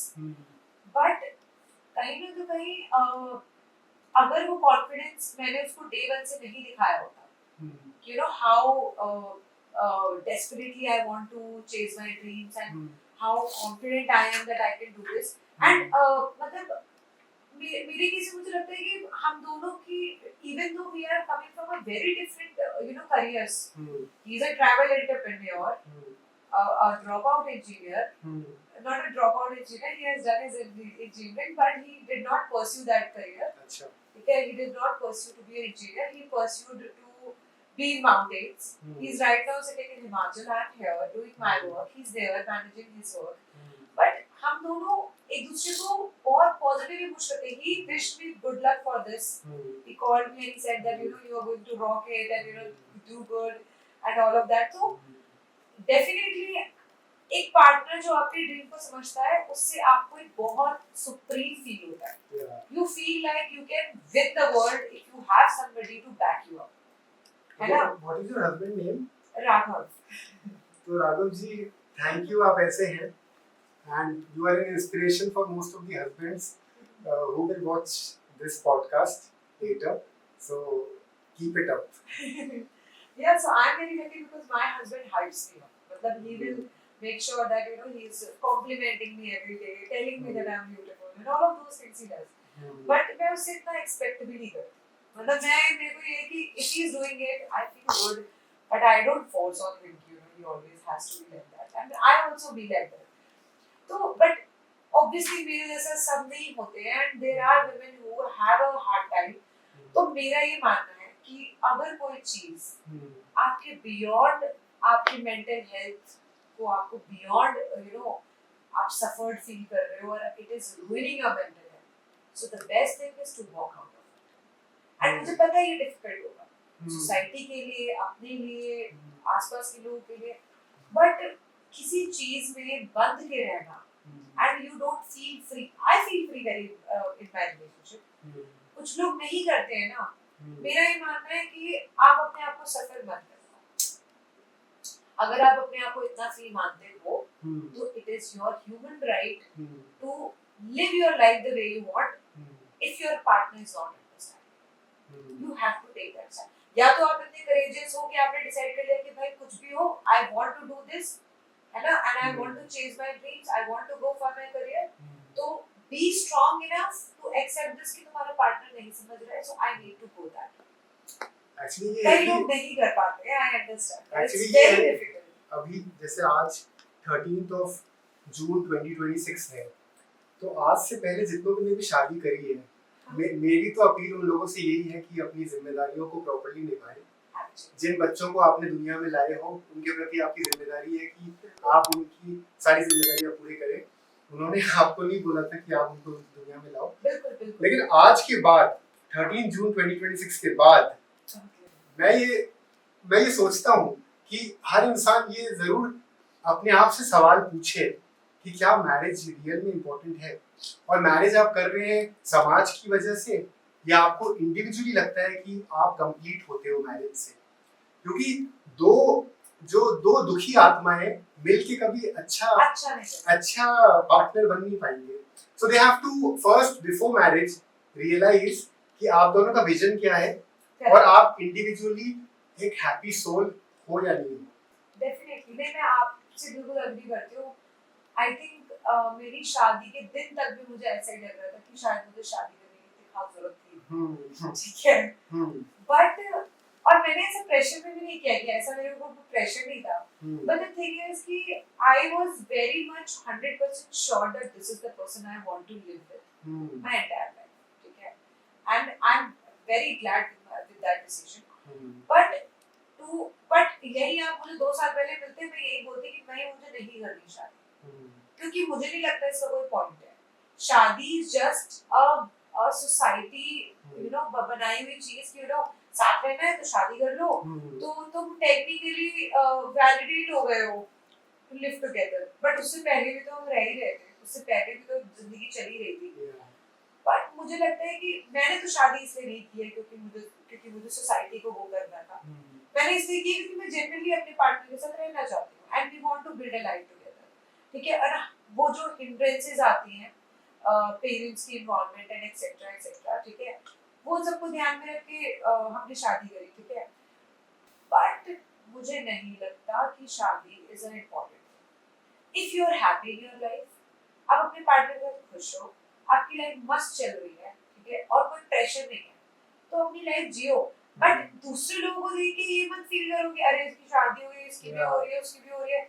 ये मत feel करो be happy मतलब तुम फिर अपने decision को लेके कॉन्फिडेंट रहो कि हाँ मेरे को शादी नहीं करनी डेढ़ साल में मत चलो हाँ कि एक तरफ तो आप कह रहे हो कि मुझे नहीं करनी है फिर आप अकेले बैठ के रो रहे हो कि अरे मेरी शादी नहीं हो रही है मुझे बंदा नहीं मिल रहा है तो ये तो वो हो गया सो in my case I was very happy I was very satisfied with my life before I met Raghav ठीक है मैं 4 साल 5 साल उतने भी नहीं मतलब मैं उससे ज्यादा ही बोलूंगी कि मैंने अपनी लाइफ एंजॉय करी है इतनी कि मैं सोलो ट्रैवल कर रही हूँ I have done everything that I wanted to do I went to Goa I stayed in Goa for 2 months मुझे गोवा में रहना था थोड़े टाइम तो मैं अपना बैग बिस्तर उठा के चली गई I went to Goa and I was like मैंने वो हर एक चीज करी ना जो मेरे इनर चाइल्ड ने मुझे बोला तू ये कर so before getting married I am very satisfied कि मुझे जो अपनी करनी थी ना अपनी लाइफ में सारी चिल बिठानी थी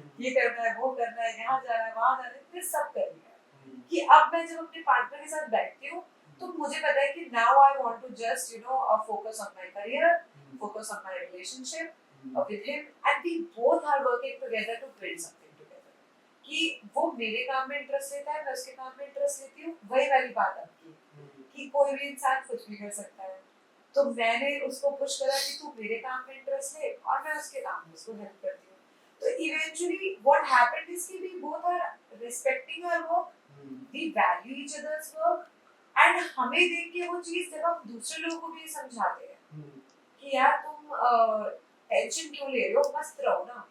तो अगर मेरे और राघव के बीच में कुछ भी होता है ना as a partner also, we make sure that we are talking about it, कि मतलब अगर मुझे उसकी कोई चीज नहीं ठीक लग रही है मैं उसको कम्युनिकेट करती हूँ। मैं ऐसे नहीं बताती हूँ कि हाँ ठीक है मैं तो नहीं बोलूंगी, वो वाली चीज नहीं कर सकते। मुझे लड़कियों की भी कई चीज बड़ी इरिटेट करती है कि अगर आपको कोई चीज नहीं ठीक लग रही है आपके हस्बैंड के बारे में, कम्युनिकेट, टेल देम, बिकॉज लड़कों का ट्रस्ट भी मतलब न्यूरो साइंस ने भी प्रूव कर दिया है कि लड़कों का कुछ पार्ट सिक्स सेंस नहीं काम करता, उनको नहीं समझ में आते मल्टीपल इमोशंस जो एक लड़की फील कर सकती है, you know it is been proven by कि guys can only feel certain emotions, वो डीप इमोशंस तो फील ही नहीं कर सकते एंड अनलेस तो उनकी लाइफ में लड़की आकर फील कर रहा है। ये चीज अब मेरे हस्बैंड को रियलाइज हो रही है कि यार इस इमोशन के बारे में तो मैंने कभी सोचा ही नहीं कि there is a emotion like anxious feel हो रहा है। सच क्या करना मुझे कह रहा है एंशियस क्या होता है, तो you know there are a lot of things that they get to know from us, so it is my responsibility also as a female, as a partner to make him understand these things before I expect him कि तू समझ, कि तुम्हें समझ नहीं आ रहा, उसको कैसे समझ आएगा, उसको पता ही नहीं है। तो ये बात बहुत इम्पोर्टेंट है कि अगर कोई चीज है यूनिवर्सल फैक्ट है तो उसको मानो। और मुझे लगता है कि राघव जो नाम है, ये जितने भी राघव है सब सुपर टैलेंटेड है, क्योंकि एक तरफ वो बैड्स ऑफ बॉलीवुड हो गया या डांस प्लस में जो राघव रहे हैं, ही is a extremely talented person, तो इस नाम को ही बरकत है। और मैं इस पॉडकास्ट का end with your due respect मैं चाहूंगा कि I want to discuss your work which you have done so far. Absolutely. Me too.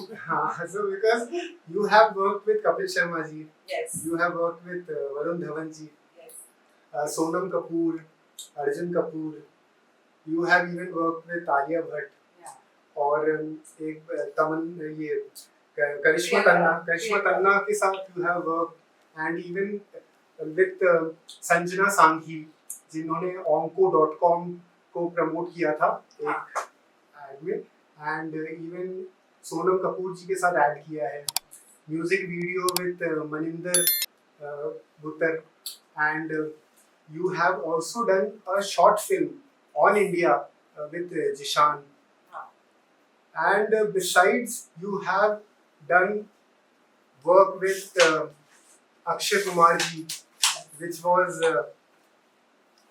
उसमें अक्षय जी ने अपना कमाल दोबारा दिखाया है, जिसमें he have once again proved कि age is not a bar, और उन्होंने ये बता दिया है कि जो लोग भी ये सोचते हैं कि 20, 30, 40 साल की उम्र की एक्टिव होती है, ऐसा कुछ नहीं है। उनको सबको ये परसेप्शन चेंज करना चाहिए। Akshay still wakes up at 5 a.m. and he has a fixed schedule.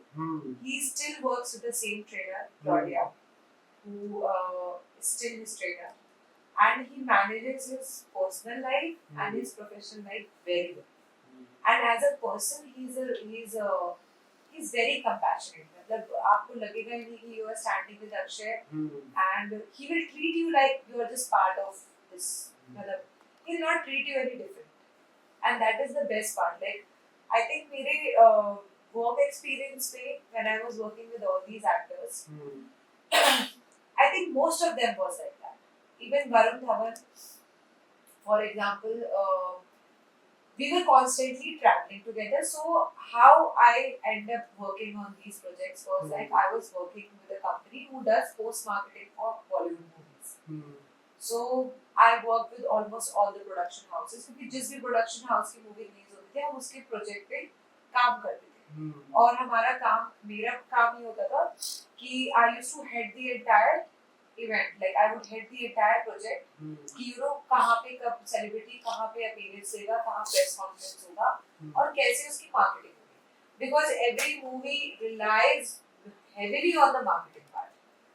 तो I was constantly traveling for 3-4 days में आलिया के साथ, कलर की टीम के साथ basically, कलर मूवी का प्रमोशन था. So I was traveling with Madhuri ma'am, Aditya Roy Kapur, Alia Bhatt, Rama Randhawa, जिसमें Varun and Alia were more involved. Because Madhuri ma'am end में आए थे दिल्ली में छोटा सा हमारा जो प्रेस कॉन्फ्रेंस था वहाँ पे अपीयरेंस के लिए and same Aditya also came right on that event but Alia and Varun did the promotion in Jaipur also. They did the promotion in Delhi, Chandigarh and few more cities. So उसमें क्या रहता है कि अब आप जब इतना क्लोजली एक्टर्स के साथ काम कर रहे हो तो they are everyday interacting with you. तो मेरे को 90% ऐसे मतलब एक्टर्स 90% ऐसे मिले जो बहुत ही अच्छे थे, मतलब बहुत कंसिडरेट.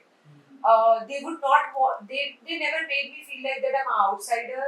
ठीक है, like for example me talking to Varun and explaining him, you know, this is the situation, we have to walk in from this situation and हम यहाँ जा रहे हैं, ये कर रहे हैं. So he would talk to me very normally कि अच्छा आज का क्या है यार, कुछ खिला दो यार, तुम तो भूखे पेट प्रमोशन करवा रहे हो.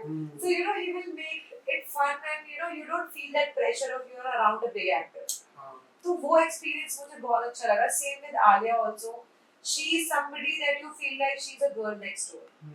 मतलब she will walk in her lowers t-shirt जब वो प्रमोशन नहीं कर रहे हैं, वो अपने comfortable clothes में अपने comfort में बैठते हैं. मतलब this is what I like the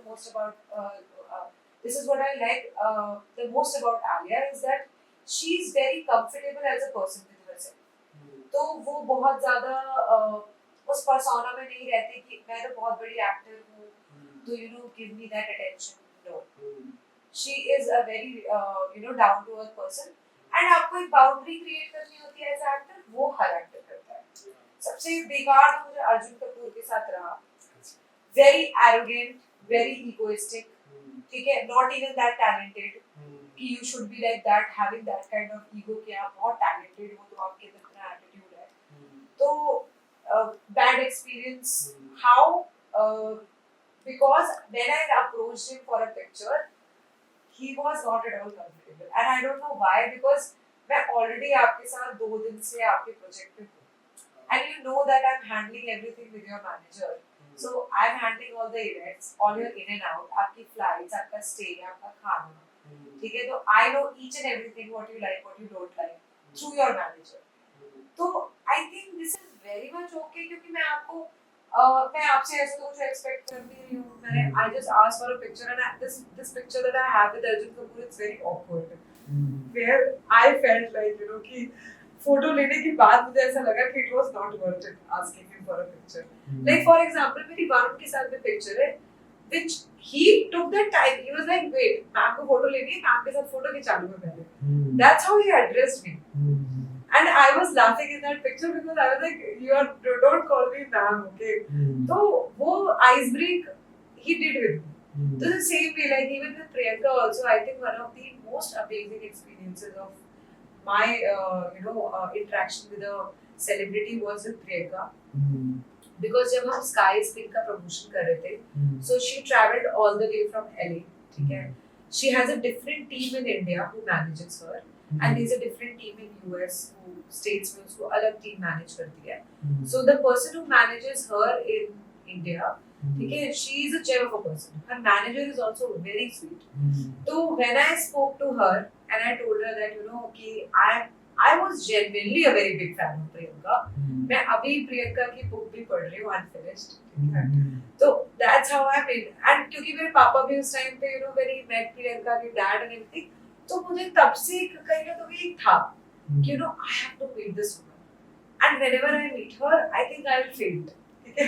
But ऐसा हुआ नहीं क्योंकि I was very happy कि she was standing this close with me and I was very like I was just feeling very I felt mesmerized but I felt like an achievement कि I think मैंने कुछ तो अच्छा करा है अपनी life में, लेकिन she is standing right in front of me कि I have achieved, I have come this far. तो जब मेरी बात हुई प्रियंका से and I told her, you know, I have seen all your movies and I have seen you, you know, growing, and it makes me feel like you literally inspire me to be here. So you know, she stood like she took my hand, उन्होंने मेरा हाथ पकड़ा, ठीक है, बहुत प्यार से, and with her both hands and she said, this means so much to me and I'm sure you're gonna make it, girl. You're going to go, you know, I hope you chase your dreams and become big and, you know, make your parents proud. This is what she said. Her words is still so inspiring to me कि I think it's a reminder to me कि I should not give up. So वो experience था, उसके बाद ना अब वो मेरे लिए डबल इज्जत हो गई है, मतलब how much I loved her before versus I love her so much right now, like I look up to her, you know, one day I'm going to share a stage with her maybe someday, where, you know, like I'll remind her that, you know, you remember that day I met you. So that's how, that is the level of, you know, क्या कहते हैं, मैंने अपने checklist बना रखे हैं कि, you know, that is where I have to reach. So at the same time, जैसे अनुपम सर से भी मैं मिली, अनुपम कीर सर के साथ मैंने 3 इवेंट्स करे एक्चुअली। अनुपम सर के जो मैनेजर है mister Harman sir, he is a gem of a person, मतलब अनुपम सर तो obviously he is very down to earth and उनसे मिलके ना मुझे आपको ऐसा लगेगा कि आप किसी ऐसे इंसान से मिल रहे हो ना who is full of energy and full of stories, मतलब उनकी बात करने का तरीका is also so calculative, he knows exactly what he has to say, ना ज्यादा आगे पीछे, मतलब एकदम परफेक्ट। वो इंसान इतना, मतलब उनकी हिंदी से लेके उनकी स्पीच से लेके उनकी इंग्लिश से लेके हर एक चीज में ही precisely know what he has to speak. उनके बुक लॉन्च का इवेंट था दिल्ली में, जिसकी सारा प्रोडक्शन बेसिकली सारा photo video everything was given to me. I was handling that thing.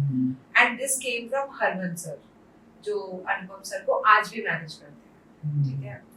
तो मुझे याद है कि there was this event that I was doing with Anupam sir, जो था मूवी, सर की मूवी आई थी with ईशा देव, ईशा गुप्ता, सॉरी ईशा गुप्ता के साथ उनकी मूवी आई थी, Esha Gupta, I think Wanted थी, अब वो एक इमरान हाशमी जी के साथ आई थी मूवी उनकी, Isha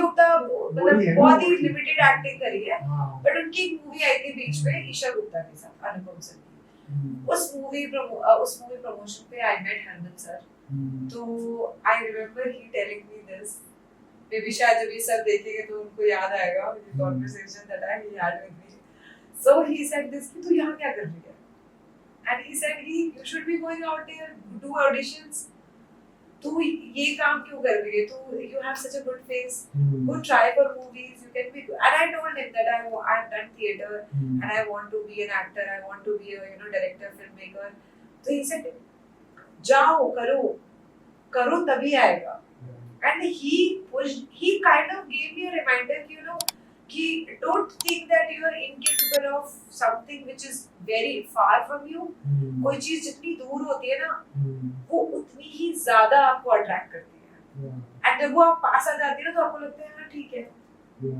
so he reminded me कि you know he kind of told me कि जब तू करेगी ना, जब तू खुद करेगी तो you won't feel this void, and I am sitting here right now, feel so satisfied क्योंकि उनकी वो बात सुन के मैंने फिर अपना ड्रीम वैसे ही परस्यू किया। I started taking directional, you know, projects. I started taking projects as an actor, and मैंने अपने आप को एक पर्दे में नहीं रखा कि मैं लोगों को, मेरा क्या था ना, मैंने सोचा मैं तब बोलूंगी ना जब मैं बच जाऊंगी।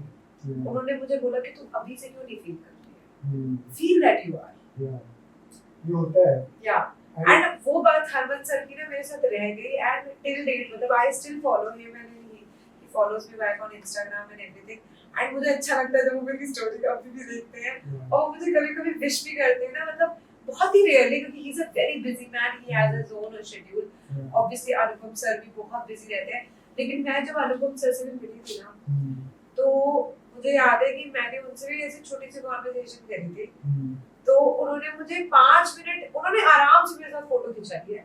उन्होंने ऐसे नहीं करा कि अच्छा जल्दी से फोटो, तुम चलो नेक्स्ट नहीं, उन्होंने कहा आओ आप हमारे साथ फोटो खींच लो, आप अभी वेट करिए, आपके 2 मिनट बाद हम आपके साथ फोटो खिंचाएंगे। ठीक है, then he took his time. He was in no hurry. He was like, I will take my time. I will take pictures with people. तो जो आज की सेलिब्रिटीज थोड़ा सा लैक करते हैं, जैसे अनन्या पांडे के साथ हमने एक प्रोजेक्ट किया था, तो इतना फ्रेंडली नहीं फील हुआ, इट अनअप्रोचेबल लगा, because she was not talking to anybody apart from her manager. Even अगर उसको पंखा भी ऑन करवाना है तो she is telling her manager to do that, कि फैन ऑन कर दो, ये कर दो, वो कर दो। तो her manager had a lot of pressure, I could see it on her face. But ठीक है, I think it's a journey for every actor. जब आप काम करते हो, अब जितने रिफाइंड अनुपम सर लगते हैं अपनी इस एज में, वो विद टाइम हुआ है। वैसे ही जैसे मैं किसी यंग एक्टर से मिलती हूँ, जैसे Rohit Surf, when I met him in Sky is Pink, and later now he has already done so many movies. So that time he was like, he was behaving like a kid on the promotion. तो वो with time हो जाता है। तो I think film industry का अब actor से मिलती हूँ तो स्टार स्टक वाली फीलिंग नहीं आती। Now when I meet them I have a very normal feeling. ठीक है, जैसे मैं बी प्राक से मिली थी, या मैं बादशाह से मिली थी, या एमी वेग से मिली थी, जब बाद में जब पंजाब की प्रोजेक्ट्स करने लग गई थी, तो मुझे ऐसा लगता था कि हाँ ठीक है, मतलब अब स्टार स्टक जैसा फील नहीं होता। पूजा सिंह कालरा जी, आप बी प्राक से मिले, बादशाह से मिले, आलिया भट्ट से मिले, अनुपम खेर जी, माधुरी दीक्षित एंड वरुण धवन, संजना से के साथ काम किया, Karishma Tanna, and even names like Sonam Kapoor, Akshay Kumar ji. और इन सब के साथ काम करने के बाद मेरे साथ पॉडकास्ट करके आपको कैसा फील हुआ? You wanted to ask this question. कैसा लग रहा है आपको? I feel very मुझे लग रहा है आज मेरा हो गया achievement. Today is the day I am going to officially tell people that I am successful. Thank you. मैं इस चीज को मान लेता हूँ, आप सच बोल रहे हो। Thank you for that.